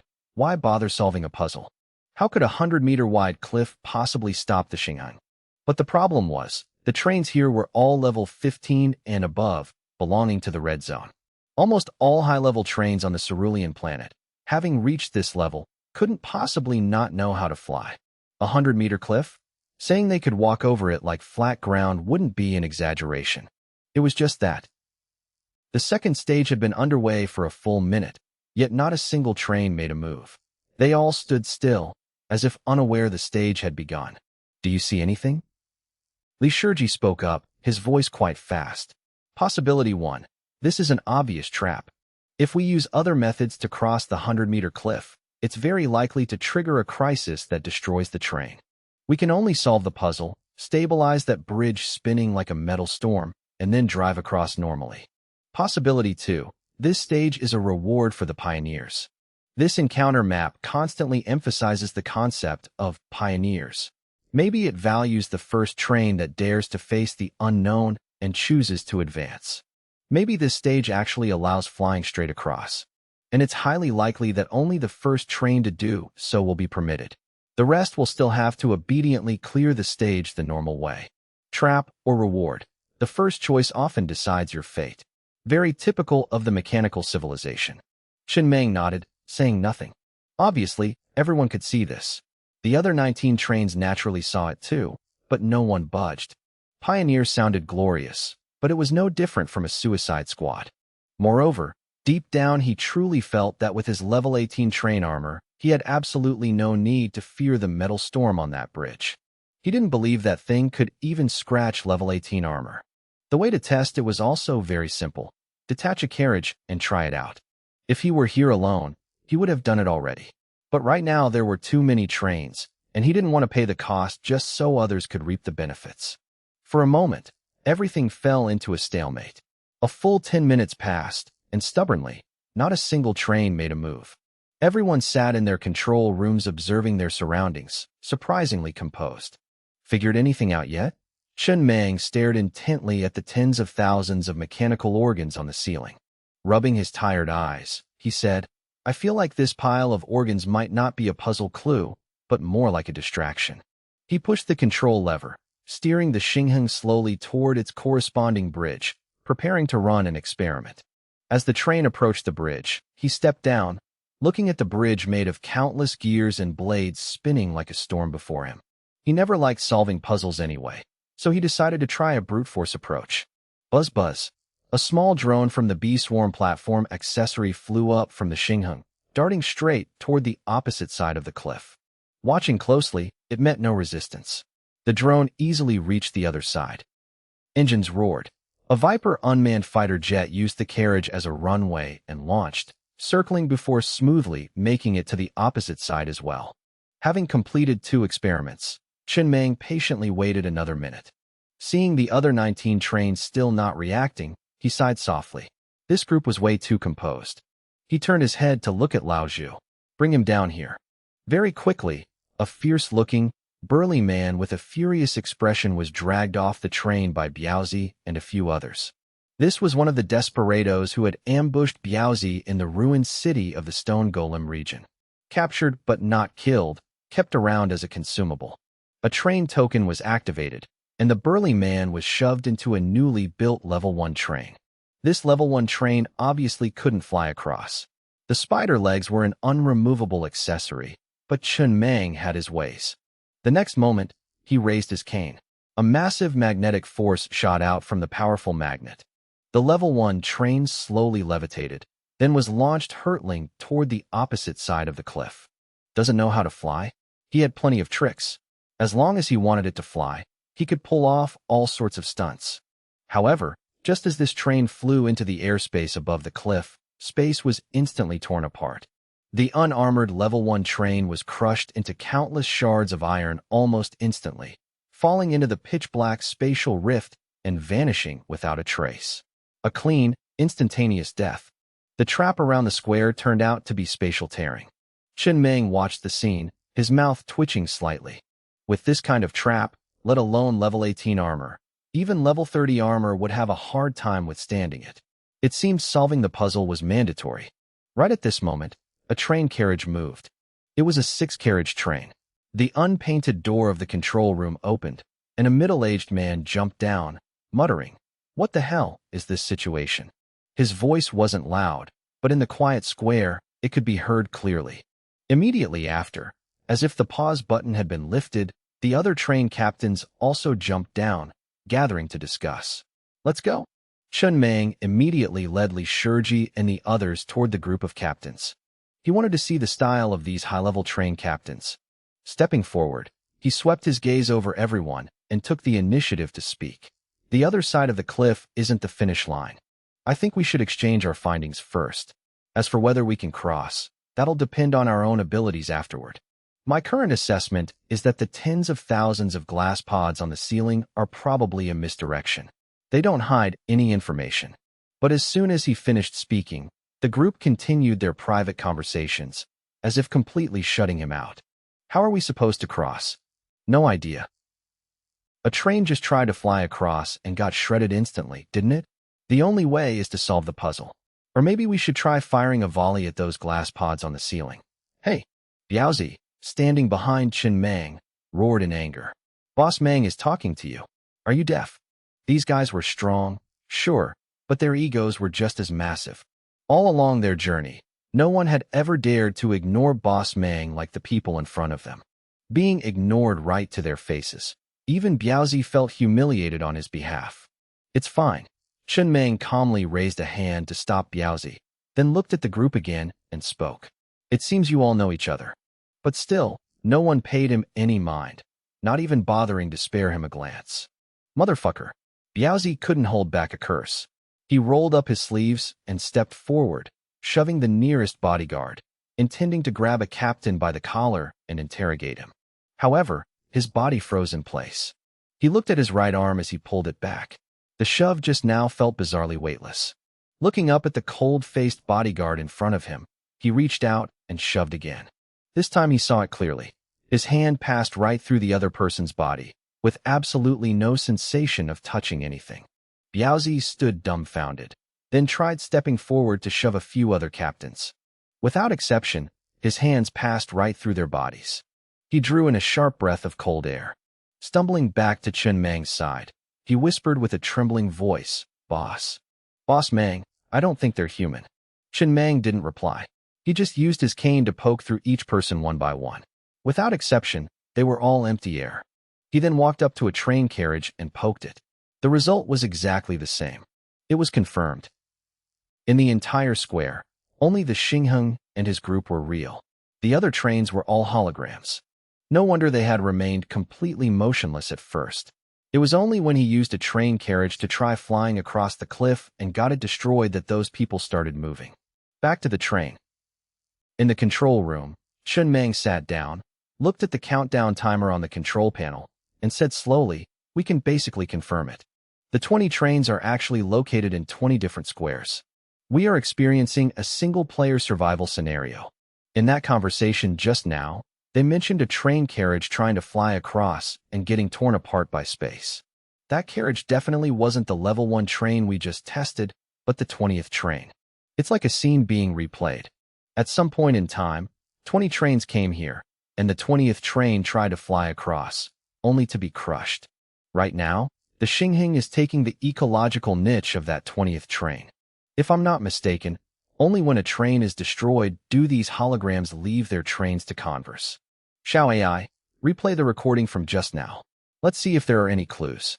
Yes. Very quickly, the screen displayed the captain's discussion from moments ago, the audio playing simultaneously in the control room.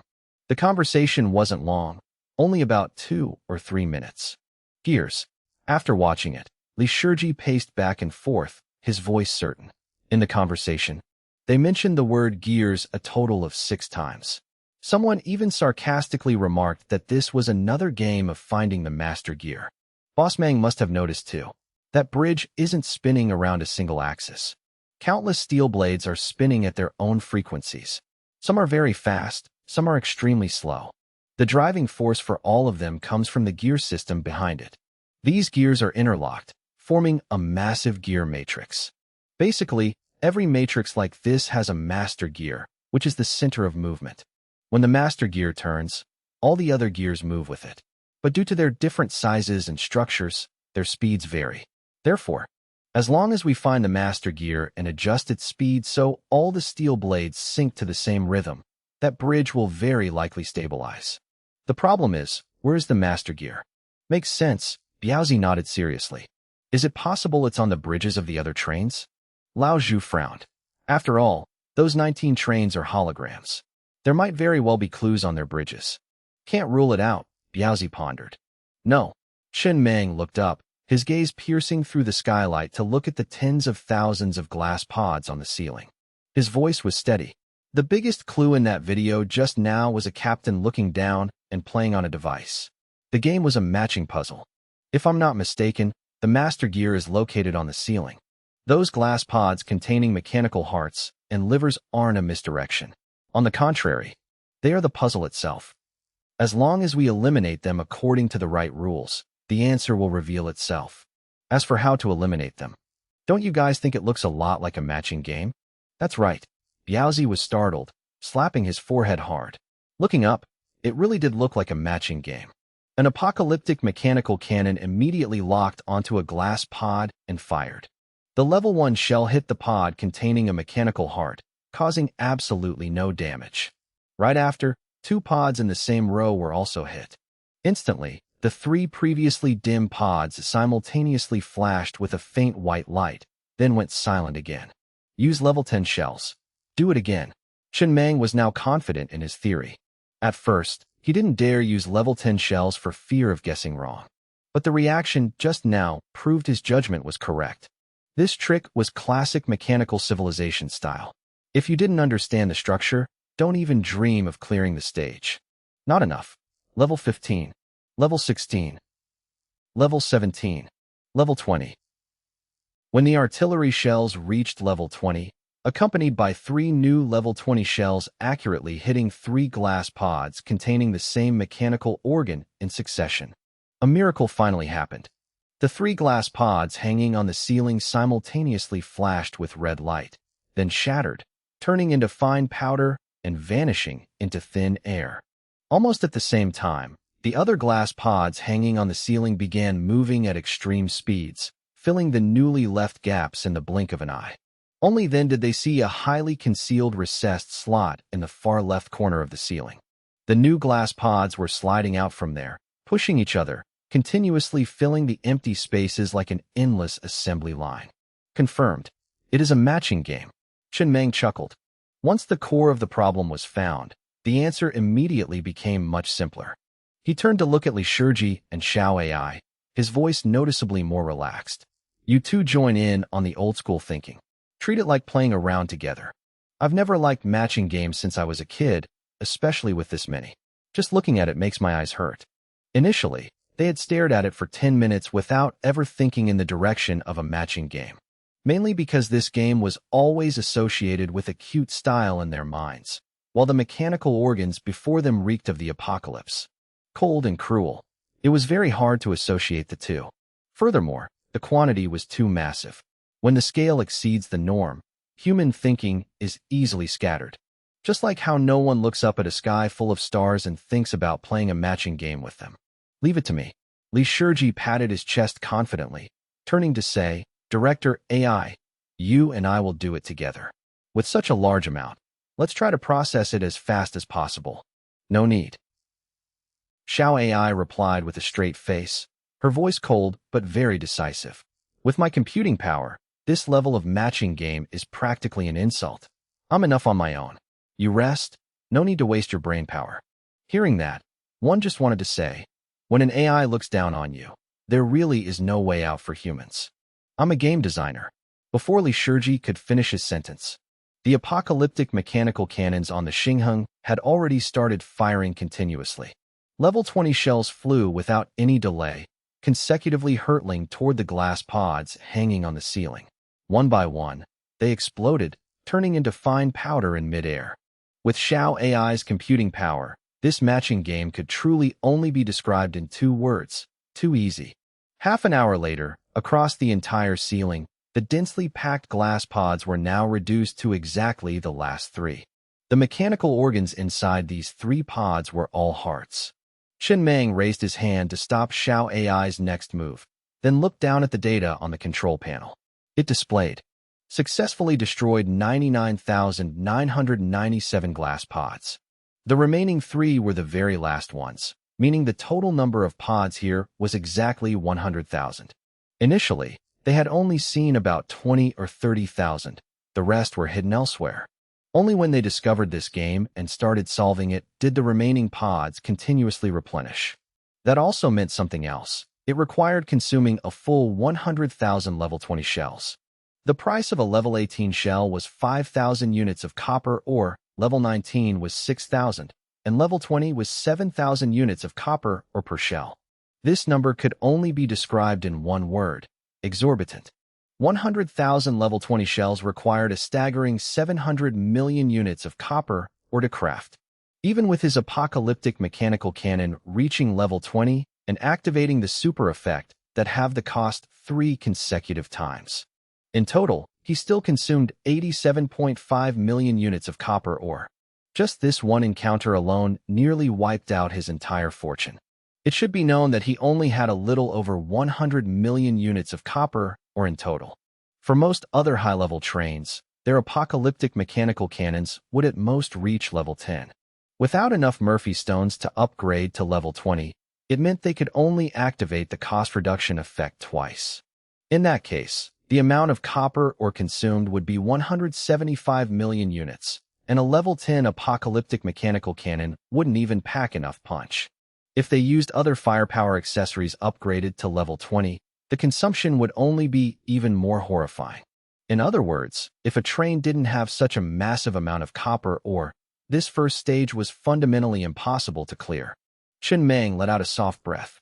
He didn't immediately destroy the last 3 glass pods. Instead, he lit a cigarette to calm himself down, preparing to face the mystery behind the answer. Mainly because the sunk cost was too massive, so massive that one couldn't take it lightly.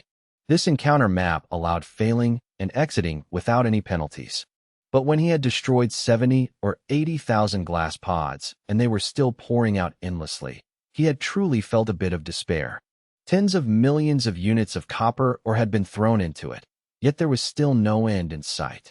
If he had chosen to give up then, this encounter would not only have been a waste of effort, but he would have also lost all the copper ore he had invested. In the end, he made up his mind, gritted his teeth, and pushed through to the end. If he truly didn't have enough copper ore, he would have urgently opened a session of the Neon City market. He would have adjusted the exchange rate between copper ore and planetary tickets to 1-3, trying to gather more copper ore to get through this. Fortunately, he managed to get through it in the end. It didn't take 100 million, just exactly 87.5 million units of copper ore, a number so precise it made one sigh in relief while their wallet ached. Chen Meng looked at the level 50 apocalyptic mechanical cannon on the control panel. After firing a few hundred rounds and feeling something was off, he had upgraded one cannon straight to level 50, hoping the 4th super effect would also have ammunition costs. Unfortunately, it only enhanced the firepower. It didn't reduce the cost at all. This stage didn't just test the player's observation and information judgment skills, but directly tested the train's underlying strength. The train had to have at least one level 10 apocalyptic mechanical cannon, 175 million units of copper ore, and a train token. Or, like him, a level 20 apocalyptic mechanical cannon and 87.5 million units of copper ore, just to qualify to clear the stage. Lacking even one condition, the only outcome was being stuck right there. If you didn't have an apocalyptic mechanical cannon, using other firepower accessories was fine too, as long as that accessory's attack intensity reached level 20. It was just that. The apocalyptic mechanical cannon was still the most cost-effective choice. If switched to another firepower accessory, the consumption numbers would skyrocket to a point where just hearing them would make you dizzy. Mang didn't hesitate any longer, directly choosing to destroy the last 3 glass pods. The next moment, the previously clean ceiling suddenly developed countless spiderweb-like cracks. Blinding light pierced through every fissure, and the cracks continued to spread.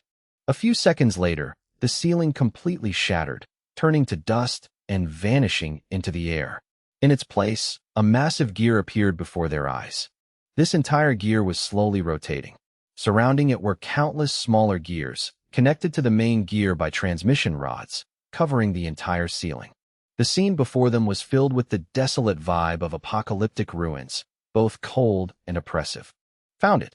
This is the master gear. Mang looked up at the massive gear on the ceiling. Next to that gear were 2 distinct buttons, one labeled fast, the other slow. Very obviously, it still required consuming copper ore. Thinking of this, he was genuinely a bit worried that his copper ore wouldn't be enough. Right now, he wasn't afraid of the other trains getting ahead, unless those high-level trains had already mined 1 or 2 level 5 copper ore veins before entering this encounter map. Otherwise, it was absolutely impossible for them to have that much copper ore. An artillery shell fired straight at the slow button. If he could make the gear stop completely, then maybe he could clear the stage. But that fired shell didn't trigger any reaction. Clearly, the current speed was already the slowest. Unwilling to give up, Mang fired another shell at the fast button. That massive gear only sped up a tiny bit, a change so small it was hard to notice with the naked eye. But through the transmission rods connected to the smaller gears, one could vaguely see that the rotation speed had indeed gotten faster. The rotation speed of the steel blades on the bridge ahead also changed accordingly. What followed was a process of trial and error, bit by bit. When the 23rd shell was fired, clang! A crisp sound echoed across the square, followed by the rapid, continuous clatter of moving gears. The steel blades on the bridge had completely synchronized their rotation speed. At a glance, it looked like a single, solid entity spinning. The rotation speed gradually slowed down, slower and slower, until finally, all the steel blades stopped completely, forming a complete steel bridge. Mang let out a soft breath and slowly pushed the control lever, steering the Xingheng across the steel bridge. The process was a bit bumpy, but still safe. This stage mainly tested the train's underlying strength, along with the ability to grasp and judge information. You could still clear the stage without a train token. It was just that without one, you wouldn't receive any hints. As long as you could figure out on your own that the ceiling was a matching game, not having a train token wasn't an issue. The Xingheng drove across the nearly 100-meter-long steel bridge, smoothly reaching the other side of the cliff. The other side was also a square. When they arrived, the white fog here gradually dissipated, like a young maiden slowly shedding her dress, revealing the brilliant scene before them. Mang observed his surroundings. This square only had one train. There were absolutely no other paths leading here. He didn't know if the 19 trains clearing the stage with him had arrived yet, nor was he clear on their current progress. The square was surrounded by walls tens of meters high, stretching all the way to the ceiling, like a giant cage trapping the Xingheng inside. The surfaces of those walls were covered in human faces. Hundreds of thousands of faces were glaring fiercely at the Xingheng with wide eyes. They simultaneously let out ear-piercing screeches that made one's scalp tingle. To say this scene wasn't creepy would be a lie. On a whiteboard at the front of the square, 3 lines of text were written. These are the wrongfully deceased of the mechanical race. You must use the train speakers to emit the correct sound frequency to soothe them in order to pass. You only have 3 chances. Xiao AI, what kind of fruit is good for the brain? Blueberries and cherries both have excellent brain-boosting effects. Tell Xiao Fong to bring me some. Yes. Thinking about boosting his brain at a time like this, truly the demeanor of someone about to spend more money. Mang sighed softly, leaned back in his chair, lit a cigarette, then tilted his head to look at Li Shiji, waving his hand. All right, let's see what ideas you have. I feel like my head is starting to hurt. Let me take a look. Li Shiji nervously and quickly observed each face embedded in the wall. 30 minutes passed, and there were still no clues. Lao Zhu and Biaozi had already stepped off the train by now, approaching the wall to observe those faces up close. They looked as lifelike as real people, their eyes following their every move, their expressions constantly changing. So real, Biaozi tried poking a face with his hand, muttering, "Doesn't look like a corpse, looks more like a living person." After saying that, he took the giant coal tongs in his hand, using them like a mouth gag, directly prying that face's mouth open to the max, then leaned in to carefully inspect its throat. After confirming there were no papers or special marks inside, he pulled the tongs out and moved on to check the next face. "Captain Zhu, I think we're doing useless work." Someone spoke up. "The answer definitely isn't a piece of paper hidden in some face's mouth. If we do it this way, when will we ever finish searching?" By this time, almost all the residents on the train had come down to the square. Each person held a giant pair of coal tongs crafted by Boss Mang, using the mechanical heart, taking turns checking the mouth of every face. The scene was incredibly bustling. Some set up ladders, some stood on scaffolding, and some even stood straight on the shoulders of mechas. The sole objective was to check as quickly as possible if there was anything unusual hidden in the mouths of these faces. "Stop screaming. I swear I'll." Biaozi, annoyed by the ear-piercing screams of the faces, raised the coal tongs high in his hand. Pointing them at the face in front of him, he threatened, "Believe it or not, I'll smash you with a hammer right now." He was just making threats. He didn't actually dare to smash it. I see that the throats of these faces are basically all blocked right at the tonsils. Then how are they making sounds? Doesn't making sounds require airflow? Just keep at it. We'll find the answer eventually. Lao Zhu seriously checked each mouth. Boss Mang's puzzle definitely wouldn't be so crude as to hide the answer in someone's mouth. But right now, we don't have a better way either. Are we just supposed to sit and wait? We have to try anyway. Who knows? Maybe the answer really is in one of these faces' mouths. Makes sense. Biaozi pried open the mouth of a face next to him, took a good look, then pulled the tongs out and moved to the next face. But then again, if we could take this whole wall with us, it would actually make a pretty good collectible. This wall has hundreds of thousands of collectibles. What are you planning to do with them? Think about it. One every night. Wouldn't that be awesome? It'd always feel brand new. Biaozi, act normal. A lot of these are men's faces. Life is short, only 30,000 days. You should try a bit of everything. I'm just talking nonsense. Captain Zhu, don't look at me like that. He was just joking around, but after he said it, everyone felt a chill down their spine. In the train's control room, the coke can placed on the control panel was already overflowing with cigarette ash. Chen Meng rubbed his temples with a headache, his eyes tightly shut. He had just tried converting the male and female faces into ones and zeros, intending to use binary to deduce the answer, but quickly realized this was a foolish endeavor. There were hundreds of thousands of faces here, with no clear starting or ending point. It was completely different from the first stage. If the difficulty of the first stage was a 1, then this second stage was at least a 10, a straight tenfold increase. He truly couldn't understand it. The mechanical civilization was clearly wiped out because of insufficient firepower, unable to defeat the other race. So what was the point of screening a train's underlying strength and deduction abilities? Could these things really help fight against that race? And then there was that so-called Toachuo, 38 years old and still calling herself the little princess of the mechanical civilization. You're old now, couldn't you design a slightly more normal encounter map? Xiao Fong, standing nearby, quietly stepped forward, cleared the full ashtray, replaced it with a new one, and silently stepped back without saying a word. Right at this moment, "Captain," Xiao AI's voice suddenly rang out in the control room. "Captain, I have a new direction.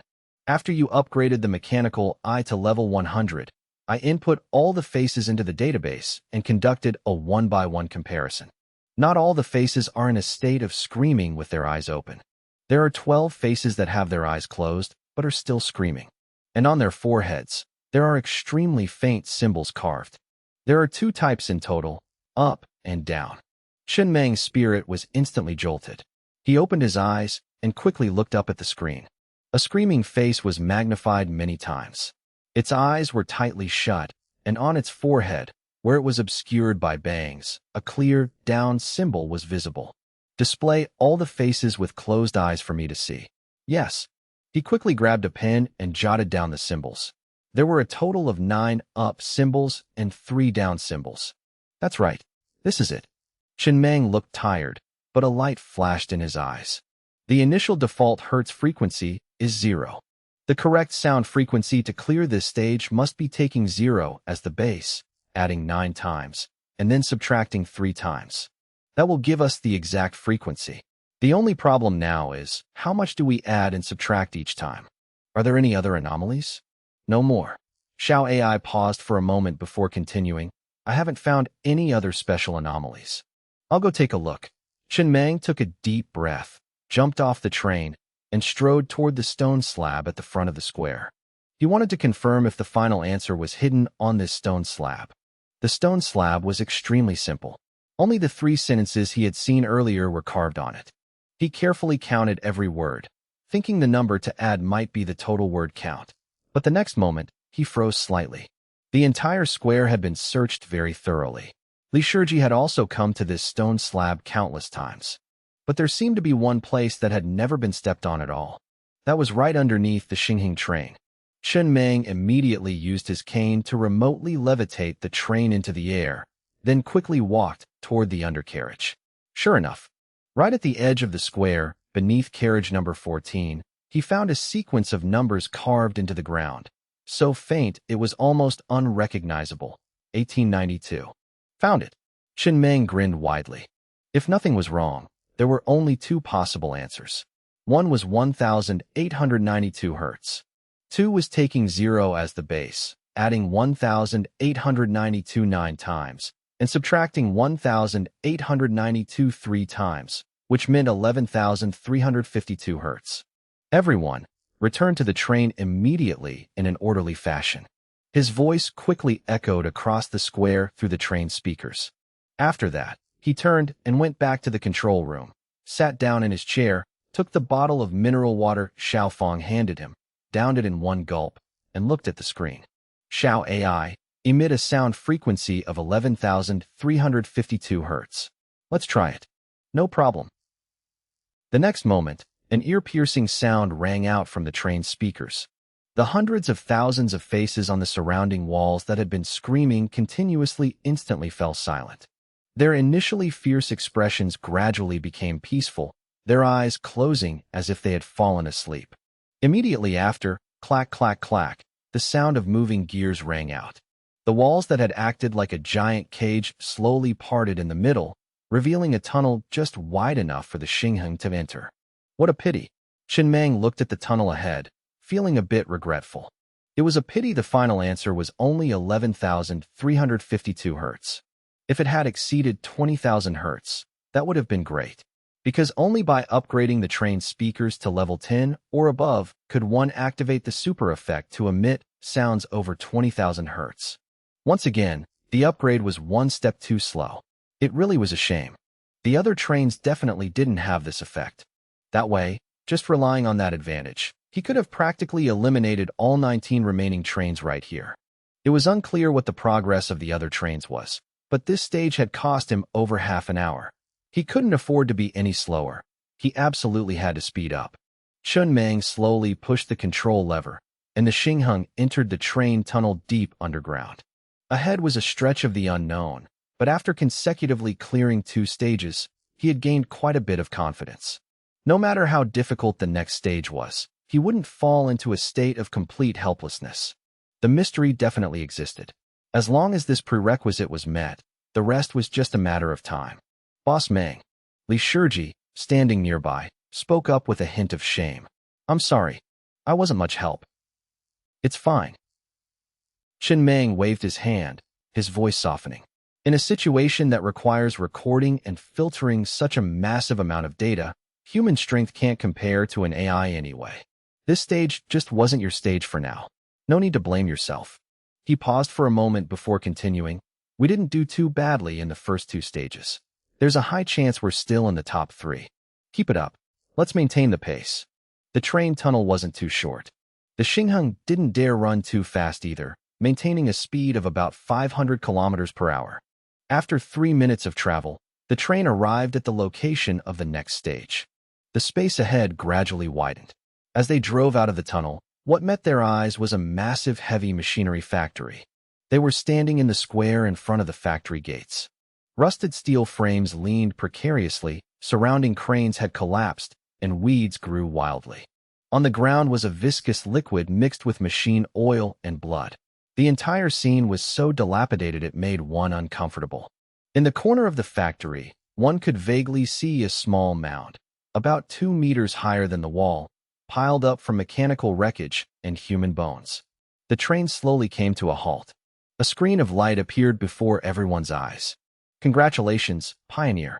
Making it this far is enough to prove your strength. A train is a collective. If only the captain puts in the effort, this train will not have great potential. Stockpiling talent is an anti-human act in the apocalypse, but it is something that must be done. What comes next will be very interesting. You may choose to withdraw from this encounter map at any time, but please note, when you choose to give up, it means you voluntarily and permanently withdraw from the selection process for the heir to the mechanical civilization. This stage is the final stage of the second round. Pass it, and you will clear the second round. Next, 1,000 zombies will attack your train. Each wave lasts 15 minutes. After a zombie wave ends, your train has 5 minutes to rest. You must eliminate all 1,000 zombies within 15 minutes. If you fail to eliminate them all, or if the train is breached, it will be considered a failure. Starting with level 1 zombies, every time a new zombie wave appears, the zombie level will increase by 1. In the central control room of the heavy machinery factory before you, there is a massive gear assembly that is jammed, causing the entire factory to be abandoned.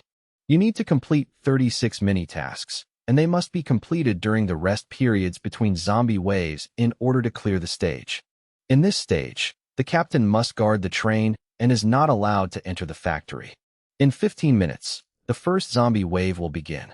Heir to the mechanical civilization. Chen Mang lowered his head and lit a cigarette. He had guessed the rewards for this encounter map would be very generous, but he didn't expect them to be so generous as to directly tie into the selection for the heir to the mechanical civilization. At the very least, setting aside everything else, it would definitely give a ton of resources. The iron ore alone would be enough to make anyone green with envy. It was just that he was still a bit confused. If they wanted to choose an heir, why only screen such a small number of train captains? The more people there were, wouldn't it be easier to pick out someone with potential? Unfortunately, time didn't allow him to think any deeper. Chen Mang looked at the train's copper or balance. Only 2.45 million units left. Too little. If calculated by the cycle of each zombie wave lasting 20 minutes, after 1 hour, the zombies would all be level 4. After 2 hours, level 7. After 3 hours, level 10. After 4 hours, level 13. After 5 hours, level 16. After 6 hours, level 19. The current amount of copper ore was completely insufficient to drag out the battle. Luckily, there was still plenty of iron ore, over 60 million units. He also had 40 Viper unmanned fighter jets, each equipped with level 20 cannons, which consumed energy stones instead of copper ore. Other attack methods, like the mechas, also consumed energy stones. Chen Mang quickly calculated. If he poured out the train's entire underlying strength, he could hold out for a maximum of 6 hours. After 6 hours, the zombies appearing would all be level 19 and above. Just a single one would be a disaster, let alone 1,000 at once. 6 hours. It sounded simple, but it was truly a race against the apocalypse. Chen Mang took a deep breath, his gaze sweeping over Lao Zhu, Li Shiji, and the others one by one. I'll have to rely on you guys for what comes next. He spoke slowly, enunciating every word. I will guard the train and take responsibility for dealing with the zombie waves. The zombie waves won't enter the abandoned factory. Your mission is to go into that factory and complete the 36 mini-tasks. What the specific tasks are, or how to solve them, is currently unknown. In 12 minutes, the first zombie wave will arrive. Xiao AI will set a countdown timer on everyone's iris chips. 6 hours. We have a maximum of 6 hours. The moment the countdown ends, if your tasks are still not completed. He paused for a beat, his voice dropping. That means this trip of ours is a failure. For this operation, I need to stay on the train. The rest is entirely up to you. Having too many people is actually bad, it'll easily get in the way. Lao Zhu, Guard Squads 1, 2, and 3, Li Shiji, Xiao AI, Uncle Li. You guys go.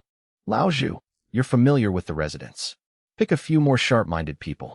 If the overall task progress is still slow after 3 hours, I'll send all the residents into the factory for a comprehensive search and inspection. Any questions? Boss Mang. Biaozi hesitated for a moment before saying, "How about I stay behind to protect the train? You know me, my brain is slow. This puzzle-solving stuff doesn't suit me. You have to go." Chen Meng shook his head. "You think your brain is slow because you're comparing yourself to Li Shiji. But in reality, you're much sharper than a lot of the residents on the train. Think about it yourself, isn't that right?" Biaozi tilted his head and thought for a long time. "I guess that's true. Then are Zhang Yi and Zhang Er going?" "No, those two aren't going." Chen Meng glanced at the countdown timer on the control panel. 11 minutes left. The first zombie wave will hit. If anything happens, contact me immediately through Xiao AI. He raised his voice. "Now, everyone, move out immediately. Hurry, hurry." Biaozi and the others didn't dare delay. They quickly left the Xingheng and ran straight toward the ruined factory ahead. Do your best, everyone. The future of the Xingheng is now in your hands. Anyone who completes a task will be rewarded with 1,000 planetary tickets.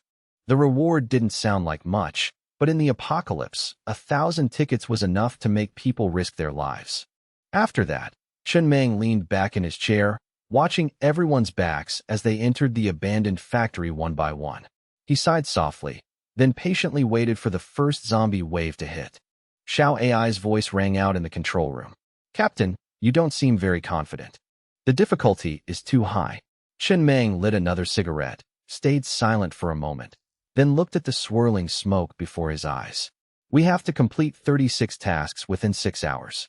The task objectives are completely unknown. We have to find the tasks first, then find the answers. The time is too tight. Moreover, this factory is way too big." He paused for a beat before continuing. "But I'm waiting for a miracle to happen." Inside the factory, Li Shiji's face was pale from extreme tension. As he ventured deeper inside, he forced his brain to operate at maximum speed, trying to memorize all the information around him. He took a syringe of cardiac stimulant from his pocket and stabbed it straight into his arm to keep himself awake, then quickly split from the main group to inspect the workshop area alone.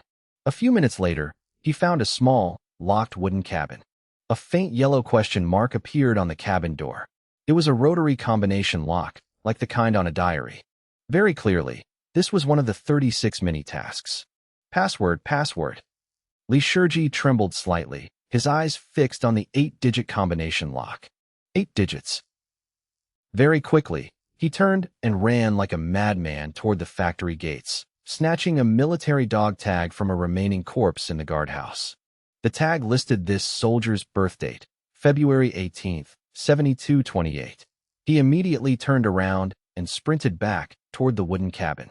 The cardiac stimulant worked quite well. His hands were shaking, but he still quickly spun the lock, entering a sequence of numbers, 72280218. The next moment, click, a crisp sound rang out. The lock popped open, and the faint yellow question mark on the cabin gradually turned into a green exclamation mark. Li Shiji burst out laughing, his voice hoarse with excitement. He gripped the dog tag tightly in his hand, the veins on the back of his hand bulging. Director AI, the first one. Immediately after, a line of text appeared on the iris chips of all the members exploring the abandoned factory. First task, Li Shiji completed. This notification caused Lao Zhu and the others, who were highly tense, to instantly feel a massive boost in morale. They hadn't been in the factory for long, yet someone had already completed the first task. The initially heavy atmosphere immediately lightened up quite a bit, and everyone breathed a sigh of relief. Biaozi, Biaozi. The abandoned factory was massive, and everyone scattered to explore everywhere. Biaozi went down to the basement, carefully observing his surroundings. This floor was piled high with large-capacity containers that had been abandoned for a long time. Cobwebs and thick dust clung to them, hanging down from the edges of the containers. Biaozi was tense, muttering to reassure himself while observing every hidden corner, not only to find tasks, but also trying to memorize every image that caught his eye. Right at this moment, an ear-piercing telephone ring suddenly echoed in the basement. Ring, ring. Ring, ring. The silence was instantly torn apart. Biaozi whipped around toward the sound, tightly hugging the large Gatling gun in his hands. On the wall in front of him, an old-fashioned landline phone was ringing incessantly. What era was this, still using this kind of landline phone? Was the mechanical civilization this nostalgic? He took a deep breath, looked at the faint yellow question mark next to the phone, then stepped forward and picked up the receiver. Hello? Help me ask if old Zhang over there has arrived yet. Over here, we've already. Intense static crackled. He only heard the first half of the sentence clearly. The second half was completely drowned out by interference. Old Zhang. The call was abruptly cut off. Biaozi frantically looked around. He didn't even know what this task actually required him to do. Was he supposed to go find old Zhang? But this mechanical factory, were there really living people here? The next moment, new information appeared on the iris chips of all the members exploring the abandoned factory. Biaozi has activated a task. Requirement: find old Zhang. If anyone has related clues, provide them immediately. Very soon after, Biaozi's iris chip flashed with a few more lines of text. The captain of Guard Squad 3 says he saw a business card for old Zhang on the guard desk at the factory entrance. This person is in charge of mechanical repairs. It's highly likely he was called in to repair the massive gear assembly in the central control room. I have contacted the person closest to the guardhouse to read the information on the business card. Wait a moment. Found it. The business card has old Zhang's contact number, 33148. There's no other information. The first 3 digits are stained with coffee and are temporarily unreadable. Hold on. Lao Zhu has entered the central control room. There's also a business card for old Zhang there. The first 3 digits are 652. Thanks. Biaozi took a deep breath, said his thanks, then picked up the phone again and dialed the newly pieced-together number. No one answered on the other end, and after 45 seconds, it automatically hung up. But at that exact moment, the faint yellow question mark on the wall next to it turned into a green exclamation mark. Very clearly, the content of this task was to find old Zhang's phone number and make the call. Second task, Biaozi completed. Awesome. Biaozi excitedly pumped his fist in the air to encourage himself. He felt like he had grasped the rhythm of the tasks, his confidence noticeably increasing. Especially with Director AI's support, the whole group was practically merged into one entity. All clues and information were shared instantly. Having an AI along really made a difference. At the very least, they weren't fumbling in the dark anymore. Abandoned factory, central control room. This room had glass on 3 sides. Inside, there was only a control panel placed at a fairly high position. Below the control room was a massive underground space housing several large gear sets, but right now, they were all inactive. There's nothing here, just this vending machine. Lao Zhu looked toward the machine inside the control room, his voice urgent. Xiao AI, ask if anyone has a coin. This vending machine has a faint yellow question mark on its casing. Instructed team 1 member Shan Miaozi to return to the staff dorms and retrieve the coin on the table. Also mapped out the shortest route for him to get here. Xiao AI's message quickly popped up in front of Lao Zhu's eyes. Every train member on the expedition wore mechanical eyes on their chest, back, and both sides of their waist. Wherever they went, the footage was transmitted back to Xiao AI's database, allowing them to trace clues instantly. About 5 minutes later, hurried footsteps echoed outside the central control room. Shan Miaozi pushed the door open, panting heavily, and held up a coin. Captain Zhu here. Lao Zhu hurriedly took the coin, walked over to the vending machine, and looked down. It was a coin engraved with the number 100. He randomly selected an item priced exactly at 100 and inserted the coin.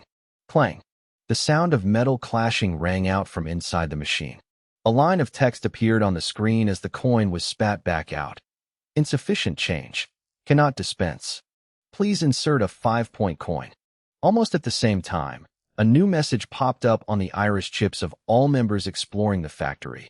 A 5-point coin is required. Everyone, keep an eye out for clues. Let's head out and check elsewhere. Lao Zhu didn't hesitate. He immediately left the central control room with Shan Miaozi, splitting up to continue the search. This area had been thoroughly searched. There was number 5-point coin. Staying here was just a waste of time. As long as they found clues elsewhere, it wouldn't be too late to come back. Zhang Damei, the family photo on the floor by your left foot has multiple holes in it. Looks like it was pierced by something sharp. Highly likely a clue. Pick it up and see if there's any info on the back. Let me see. Their whole family deserves to die? They betrayed me. Put it in your pocket. Everyone, try to explore all the areas first. I'm rendering a 3D map of the factory based on the visual data you're all providing. But some locations don't match up. This factory has secret rooms, and more than just one. Biaozi, the combination safe on the wall in front of you. It's highly likely not a normal safe. According to the data, there's a secret room of about 20 square meters behind that wall. This is an office, so it's highly likely a secret room for his illicit affairs. Try entering the birth dates of the manager and his mistress. Zhang Damei, the woman in your family photo, is very likely the mistress of this factory's boss. Keep an eye out for any info on this woman's birthday. Found it. In the archive room, Li Shiji quickly flipped through the stack of documents in his hands. The man in the family photo is Old Zhang, part of the factory's peripheral maintenance team. The woman is his wife. She's not an official employee. Every time Old Zhang came for repairs, he brought his wife along. Her date of birth is April 27th, year 7229. Let me try. Biaozi stood in the manager's office, staring at the keypad of the wall-mounted safe. The safe was hidden behind a hanging painting, with a white bookshelf on the outside. If you didn't look carefully, it was easy to miss. Next to the safe was a pale yellow question mark. He entered the sequence 72290-427. After confirming, the indicator light on the safe turned green. Immediately after, the wall with the safe slowly sank inward, revealing a private space large enough to walk into. These mechanical civilizations sure know how to play hide-and-seek. It's like a maze of the human heart. There really is a secret room. Biaozi quickly scanned the area, making a preliminary assessment of the space inside. The pale yellow question mark on the wall also turned green. Sixth task, completed by Biaozi. Inside the secret room, there was only a large bed, a bathroom, and a massive floor-to-ceiling window. The glass looked quite dark, like a one-way mirror. You could see outside from the inside, but you couldn't see inside from the outside. Biaozi walked up to the glass. From this angle, he had a perfect panoramic view of the giant gear assembly in the center of the abandoned factory. There were 2 bloody handprints on the glass, and patches of dried blood on the floor. Following the blood trail, he walked over to the wardrobe nearby. Opening it, he found all the clothes shoved into a corner. At the bottom of the wardrobe was a photograph, tightly crumpled as if gripped by someone's hand. It was a candid shot, slightly blurry, taken through the crack of the wardrobe doors. In the photo, a petite woman was lying face down against the glass, with a morbidly obese, almost deformed man behind her. In the corner of the wardrobe, there was also a 5-point coin. Xiao AI, contact Lao Zhu. I found the coin, and I've got a new clue. Biaozi's voice carried a mix of excitement and urgency. It's obvious. Before this factory was completely abandoned, that perverted manager would intentionally sabotage the giant gear assembly, call Old Zhang in for repairs, and then bring Old Zhang's wife into this secret room. He made her stand up here and watch her husband struggling with the repairs down below. Later, Old Zhang found out. He went crazy with a knife, and blood splattered everywhere right on the spot. But there's a very crucial detail. When this photo was taken, Old Zhang was definitely doing repairs down below. Otherwise, the manager wouldn't have needed to bring the woman here. Furthermore, the woman's face in the photo shows absolutely no panic, remorse, or repressed emotion. In other words, even though Old Zhang had premeditated the murder and was doing repairs below to create an alibi, he had someone else hide in the secret room to commit the murder. And they intentionally took a photo as evidence. This person must have had very strong feelings for the manager or his wife. Otherwise, they wouldn't have gripped the photo that tightly. That's a subconscious reaction to extreme emotional stimulation. I'm guessing it's highly likely the manager's lawful wife. Your deduction is excellent. Xiao AI's evaluation popped up on Biaozi's iris chip. Immediately after, Xiao AI shared all this information with everyone. Everyone, look for traces related to the manager's wife. This is very likely a key clue for a new task. Lao Zhu, the 5-point coin has been found. I've mapped out the optimal route for you. Follow the route to the manager's office immediately. Biaozi glanced at the countdown timer. 5.5 hours left. They had completed 6 tasks. Having 5.5 hours to finish the remaining 30 tasks sounded so abundant, it was almost unrealistic. Feeling a bit lightheaded with success, he lit a cigarette, crawled onto the floor, and peeked under the bed. He felt incredibly exhilarated right now, even better than the first time he beat Resident Evil on the highest difficulty. He never thought there'd be a day he could use his brain to make a living. A pure meathead like him was already this strong. If he actually had a brain too, he didn't even dare to imagine. God really played favorites. He put way too many points into his stats. Just thinking about it made him. The abandoned factory. In the archive room, Li Shiji was still frantically going through stacks of paper documents. Even though no tasks had been triggered here yet, the probability of finding clues was very high. The manager having an affair with the peripheral maintenance worker's wife, and even intentionally building a secret room to cheat right in front of the husband while he worked, that was absolutely not true love. It could only be called perverted.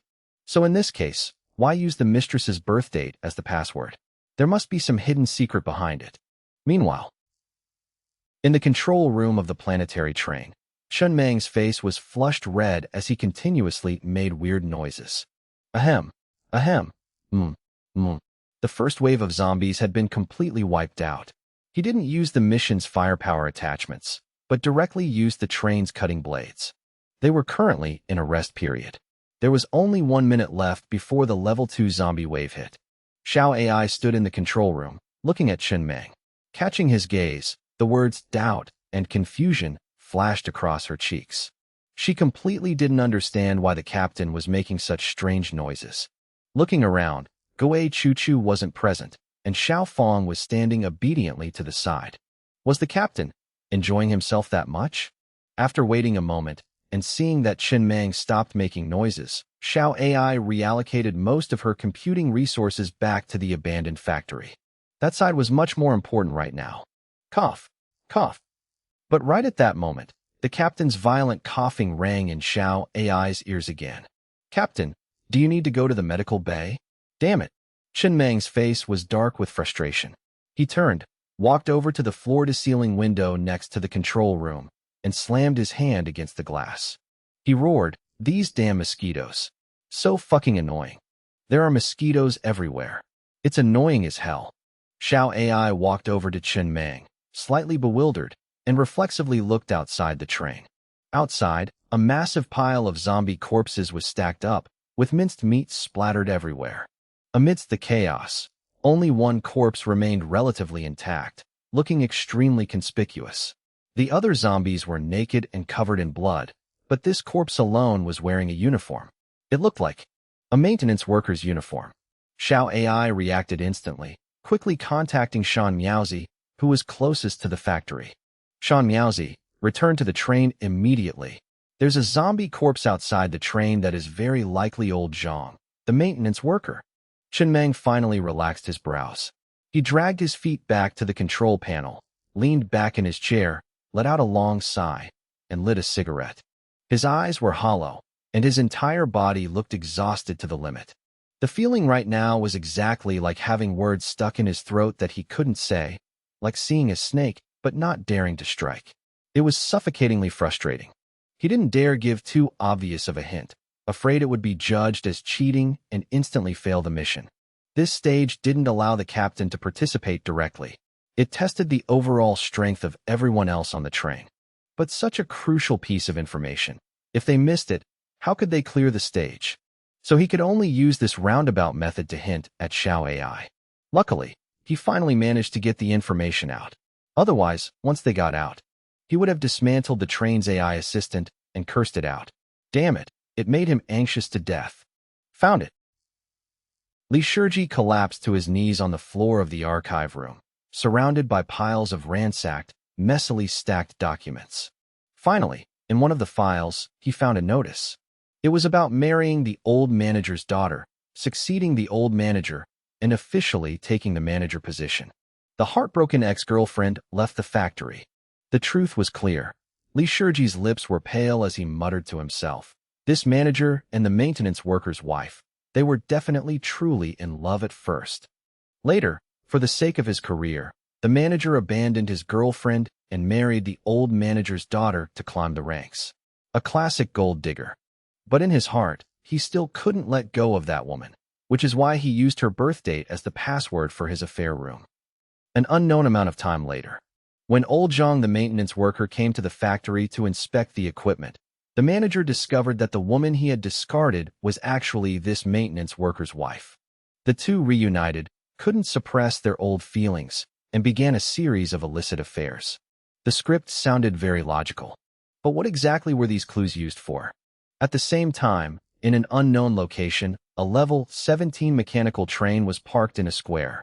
The roof of the train was covered with tens of thousands of glass pods, containing all sorts of complex mechanical contraptions inside. A bald man sat in the control room, his face gloomy as he looked up at the ceiling. His deduction wasn't wrong.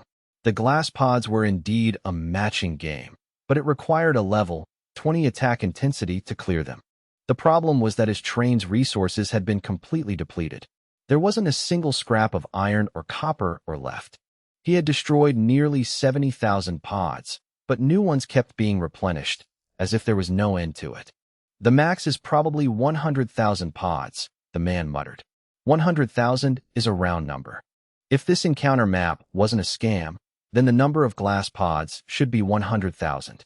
But the problem was, his train currently had 0 resource reserves left. His initial amount of resources was already considered very abundant, yet it was completely insufficient here. The other 19 trains were just holograms. They were all fake.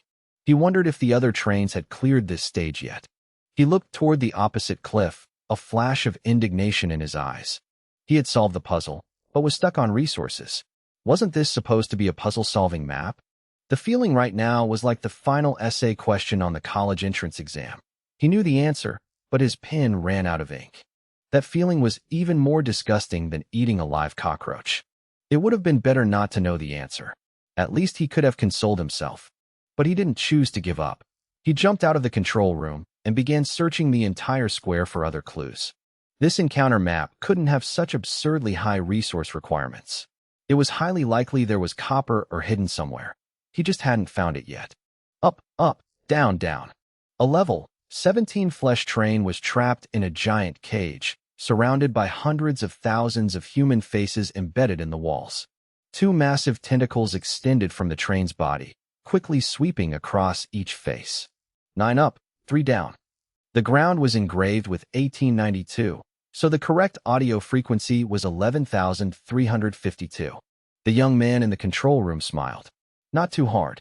At least there's no pressure. He felt he was definitely the fastest. Surely no one could surpass him. Entering the 3rd stage was practically in the bag. It was just a matter of ranking 1st, 2nd, or 5th. Only the top 5 could enter the next stage. The next moment.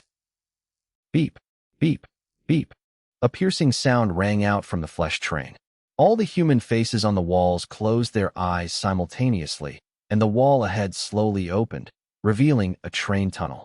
The train charged straight into the tunnel without hesitation. Upon exiting the tunnel, an abandoned factory appeared before him, and a screen of light popped up at the same time. Congratulations, Pioneer. Making it here is enough to prove your strength. However, a train is a collective. Relying solely on the captain means this train won't have much potential. Stockpiling talent in the apocalypse goes against human instinct, but it is an absolute necessity. What comes next will be very interesting. In this stage, the captain must remain on the train and is not allowed to enter the factory. In 15 minutes, the first wave of zombies will strike. Seeing this light screen, the smile on the young man's face gradually froze, his eyes glued to that small line of text. The captain must remain on the train and is not allowed to enter the factory. He turned his head to look back at his train. The member count displayed 0. He was the only one on the entire train. Where would a flesh train even get residence? After a very long time, he tried asking in a hoarse voice, "I'm a flesh train. If you don't let me off the train, how am I supposed to clear this stage? Is there no separate plan for flesh trains? Hey, are you listening to me? I said I'm a flesh train. There are no residents on my train. Didn't you consider this scenario when designing the encounter map? Are flesh trains just unwanted stepchildren? He didn't know who he was talking to, much less if anyone could hear him. But he still tried to struggle a bit more. After all, he had cleared the first 2 stages so swiftly and flawlessly. Was he really going to be deadlocked here? He repeated himself over and over, practically begging, and waited a full 15 minutes. He didn't receive a single response. All he got was the first wave of zombies crashing down on him. Damn it, I'm talking to you. The young man completely ignored the zombie wave, roaring in agitation. If you don't let me off the train, how am I supposed to clear this? Tell me, your damn princess, title, or whatever. Didn't you consider flesh trains at all when designing this encounter map? Are flesh trains not human? The train class change never said flesh trains aren't human. Why are we treated so unfairly when we're all trains? Even that damn encounter map in the Neon City was the same. Why couldn't zombie meat be exchanged for planetary tickets? Where was I supposed to go dig for iron, or? If you're going to target flesh trains this much, why not just delete the flesh train class altogether? Still, no one answered. This cold silence hurt even more than being cursed at directly. If only that light screen had replied with a single sentence, at least he would have felt like he existed. But all his resistance was like punching cotton, soft, powerless, pushing his emotions to the brink of collapse. Finally, he couldn't take it anymore. He jumped straight off the train, intending to force his way into the mechanical factory. However, the moment his left foot stepped through the main gate, another light screen instantly popped up. Because the captain entered the abandoned mechanical factory without authorization, violating the rules, the mission has automatically failed. The teleportation portal will open in 10 seconds. The portal will close in 1 minute. Please leave quickly to avoid unknown risks. The young man stood frozen at the factory gates. He turned his head to look at the zombie waves that had already begun to retreat, his eyes filled with despair and indignation. On what grounds? This was blatant discrimination. Blatant discrimination against flesh trains. If it was going to be like this, it would have been better if he hadn't even cleared the first stage. The feeling right now was exactly like taking the college entrance exam, knowing how to solve every question, hitting the mark on everything. His mind was clear, his pen was full of ink, and all he had to do was turn in the paper to be the valedictorian, turning a new page in his life. But right as he was about to write his name, he was told that because he was black, he wasn't allowed to put his name on the test. Where was he supposed to go to reason this out? He really wanted to cry. Really wanted to cry. Everything was very stable. In the first stage, on the square, a man sat in his train's control room. He glanced at the 19 motionless trains around him and scoffed coldly. Since no one's in a hurry, let's all wait together. Let's see who gets anxious first. The time limit to clear the stage was 48 hours. By now, 3 or 4 hours had passed since the start, and all the trains had remained completely stationary. Even without seeing the expressions of the other captains, he knew what they were thinking. No one wanted to be the first daredevil to fly over to the opposite cliff. He definitely wasn't going to be that idiot. Just wait. Drag it out to the end. After all, only the top 5 could enter the third stage. Why rush? 1 hour left. In the control room of the planetary train, Chen Meng looked at the control panel and said hoarsely, 5 hours had passed since the mission started. A new wave of zombies struck again. 41 poison dart combat drones circled in the air, frantically bombing 1,000 level 16 zombies. The zombies were already level 16 now. The train could hold out for at most 1 more hour. That was the absolute limit. After that, they'd have almost no chance of holding the line. Ammunition was truly running out. He looked up at the screen. The footage showed Lao Zhu and the others still exploring the factory. This stage required the captain to stay on the train. It didn't explicitly state whether commanding was allowed, but he didn't dare risk touching that taboo. Biaozi and the others were performing exceptionally well. They didn't need him to intervene at all. From start to finish, aside from hinting at Xiao AI to bring that zombie corpse back, he hadn't interfered a single time. And right now, only 3 tasks remained. 1 hour for 3 tasks. It sounded like there was still time. After all, right at the start, they had completed 6 tasks in just half an hour. The speed was incredibly fast, a perfectly smooth opening. However, the reality was that 2 hours ago, There were only 3 tasks left. Yet another hour had passed, and the progress hadn't changed at all. Among them, they hadn't found a single clue for one task, and for the other 2, they couldn't even determine their locations. That's right, they didn't even know where they were. The entire abandoned mechanical factory had been turned upside down. They hadn't missed a single corner, but still, no results. Even the secret rooms marked on the 3D map rendered by Xiao AI had all been thoroughly checked. Yet the last 2 tasks remained completely MIA, as if they had evaporated from the world. Come on. At this point, Chen Meng could only cheer them on silently. He had already prepared both a celebration script and a consolation script for failure. He just didn't know which one he'd end up using. As for where the last 2 tasks were hidden, he had absolutely no clue. Chen Meng tilted his head to look outside the train, gathering his focus for the battle, as the monster's levels were steadily increasing. He couldn't leave it to the automated control system anymore. He had to manually execute precise maneuvers. The rest could only be left to Biaozi and the others. Whether a miracle would happen or not was up to fate. To put it bluntly, it was time to light some incense and pray to the heavens. In the abandoned mechanical factory, Lao Zhu and Biaozi were regrouping in the central area. In front of them were several giant gear assemblies. The 2 looked at each other, their expressions grim, and shook their heads almost simultaneously. Right now, they still had 3 tasks left. One task had absolutely no leads, located right in the central area. On the steel surface of one of the giant gears, a pale yellow question mark was printed. What was the clue? Unknown. What were they required to do? Also unclear. The other 2 tasks were even worse, because there wasn't even a trace of them. 1 hour left. Biaozi said hoarsely, his expression heavy. We don't have enough time. Should we report to Boss Meng and have all the train residents come in to search for clues? There probably aren't any easily destructible clues left anyway. Initially, they didn't let too many people in because they worried a crowd would ruin the clues, like those small coins. With so many people, if everyone kicked at once, who knows where it would end up rolling? No, Lao Zhu shook his head. Haven't you realized it yet? These 36 tasks are all connected into a single storyline. If we let the train residents in, we'd have to catch them up on the entire story. A mob of people swarming into the factory is highly likely to ruin more clues. Pausing for a moment, he continued, keep searching. There are only 3 tasks left. There must be some clue we haven't discovered yet. Right at that moment, a message simultaneously popped up on the iris chips of all the expedition members. The content read, Li Shiji, in the archive room, has found a notice issued by the manager, demanding the recovery of a lost password-protected diary. This was the latest notice, meaning it was issued right before the factory collapsed.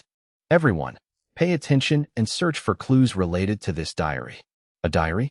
Biaozi froze for a second, then turned to look at the giant gear assembly next to him, his voice uncontrollably rising. That's it. Didn't we say the manager frequently sabotaged these gear assemblies on purpose? If the damage was too severe, the factory would shut down, causing massive losses. If the damage was minor, the factory had official maintenance workers and wouldn't need to call Old Zhang at all. Biaozi spoke faster and faster. So there must be a specific method of sabotage, just enough, not too severe. And this method was very likely recorded by the manager in his diary. As long as we find that diary, this task will be completed. The 2 looked at each other, a spark of hope igniting in their eyes simultaneously, and immediately strode out of the central area. Would a diary really record these kinds of things? Does anyone actually dare to write their true thoughts in a diary? Lao Zhu asked a bit urgently. It's a password-protected diary. It has a lock. So who stole it? Definitely Old Zhang. Old Zhang's corpse has already been searched. The diary wasn't found. He must have passed the diary to someone else. For example, to drag the manager's wife into this, he'd need at least some evidence. There had to be something convincing enough to make her believe her husband was truly having an affair. This diary is highly likely that evidence. The manager recorded his dirty deeds in the diary, so that book is very likely in his wife's hands. Damn, that sounds so logical I can't even argue. Lao Zhu gritted his teeth. The logic is sound. The clues match up. Biaozi, how did you suddenly get so smart? I wouldn't say smart. Probably just pushed to the brink, so my brain automatically started running faster. Biaozi replied, quite casually. But the manager's wife doesn't live in the staff dorms. Where could she hide the diary? She couldn't hide it in her own home. This area only has the factory. It must still be in the factory, like a hidden corner no one would expect, and moreover, a place the manager would absolutely never want to step foot in. Biaozi paused for a beat, then said firmly, I think it's highly likely the processing room. The processing room? When I met Li Shiji, he was in the archive room. I skimmed through the documents and saw some info stating that before becoming the manager, this guy was a worker in the processing room and was frequently bullied. Because of that, after taking office, he always made things difficult for the old employees of the processing room, and he never wanted to step foot in there even once. At this, Biaozi smirked. The place a person hates the most is often the safest place to hide a secret. Life really loves to play jokes. Biaozi, you've really transformed. I'm starting to look at you in a whole new light. It's all right. I don't know why, but before, even if I had a deduction, I didn't dare say it. But now, I feel more and more confident. If I have a deduction, I just say it out loud. Before, I was always afraid of being laughed at by everyone. Like, making a fool of myself. I like making a fool of myself. It's fine. Confidence is contagious, and this kind of contagion is welcome. The abandoned mechanical factory, processing room. A workshop packed with automated assembly line machine tools. By now, most of the people had gathered here, turning the place upside down once again. This place had already been searched many times, but under their meticulous combing, they actually managed to dig out a password-protected diary from inside one of the machine tools. On the cover was a pale yellow question mark. Found it. Biaozi took a deep breath, then spoke quickly. But obviously, this diary can't be opened directly. We need to enter a password. Does anyone have any clues? Try 72290-427. Li Shiji spoke up. That's the mistress's birthday. We already used that sequence to unlock the secret room. The diary couldn't possibly use the exact same password, could it? Biaozi tried entering it. Sure enough, it showed an error, and they still had 4 attempts left. Only 4 chances left. He hesitated for a moment, then continued. First of all, this diary was definitely stolen by old Zhang. After reading the contents, old Zhang handed it over to the manager's wife. And this diary shows no signs of being forced open. In other words, the password must be something old Zhang could guess. Biaozi glanced at the countdown timer. Exactly 50 minutes left. Outside the workshop, the roar of artillery shells mixed with the shrieks of zombies, making him even more anxious. We don't have enough time. Only 50 minutes. If we crack this diary's password, we'll only have the final task left. A password old Zhang could guess. The captain of Team 3 muttered, repeating it once before saying, could it be the manager's birthday? I'm thinking it might be the day he took power. Lao Zhu lowered his voice. Before this guy leached his way to the top, he was just a low-level employee. That day he skyrocketed to the top is probably much more memorable to him. Makes sense. Let's try both. But when both password sequences were entered, the diary flashed red twice in a row, meaning both were wrong. Only 2 chances left. Biaozi shook his head, his face visibly grim. Guys, if this mission fails, we won't have the face to go back and see Chen Meng. Just the other day we were throwing a dinner party in Neon City, and today we completely botched the mission. It's gonna look bad for everyone. Could it possibly be? Zhang Yi stood in the corner, hesitating to speak. Seeing everyone looking at him, he shrank his neck and said quietly, I'm just throwing this out there, you guys keep thinking. It's definitely not what I'm thinking. Originally, Zhang Yi and Zhang Er weren't responsible for exploring, but a few hours ago, there were many heavy objects in the factory that needed moving, so the 2 brothers were sent in to help. Spit it out. Lao Zhu looked at Zhang Yi and said seriously, this is a critical moment. Any idea, right or wrong, could spark something. Well, Zhang Yi hesitated, then blurted out in one breath. I saw the Wi-Fi password written on the factory wall is 88s. I was thinking, could 88s be the password for this diary? Besides, this manager didn't climb up through his own abilities. He leached his way up. Usually, people who strike it rich through luck tend to believe in luck, and the number 8 is lucky. His office is also filled with lucky cats, money trees, and all that stuff. I'm guessing the diary's password might actually be 88888888. Of course, the odds are tiny. I know it's highly unlikely. I'm just talking nonsense, don't mind me. Biaozi fell silent. He tilted his head to look at the slightly faded notice on the wall. The text clearly read, Wi-Fi password, 88888888. It wasn't very conspicuous, but would the manager really display his diary's password so openly and brazenly? Only 2 chances left. If they got it wrong this time, there'd be only one last try, a life-or-death decision. Biaozi didn't dare make the call himself. Try it, Lao Zhu said softly. I think the possibility Zhang Yi mentioned isn't small at all. Since everyone agreed, Biaozi didn't say anything more. He just clutched the diary to his chest and nervously entered 88s.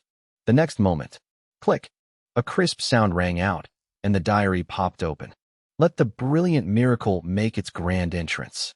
Huh? The password is actually 88888888.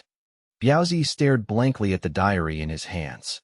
The pale yellow question mark on the cover gradually turned into a green exclamation mark. Then, a control panel appeared in front of everyone. 34th task, completed by Zhang Yi. Zhang Yi stood to the side, grinning from ear to ear. Both thrilled and flustered, he scratched the back of his neck, then pulled Zhang Yi into a tight hug. At this moment, he discovered something even more satisfying than stuffing things into the fridge, using his brain at the right time. He made up his mind. When they got back from this trip, he couldn't just train his physical strength in the virtual combat training space anymore. He had to train his mind too. If you have talent, you can't waste it. That was just a fancy way of putting it, but in reality, everyone had just narrowly escaped death. Laughing was the only right response.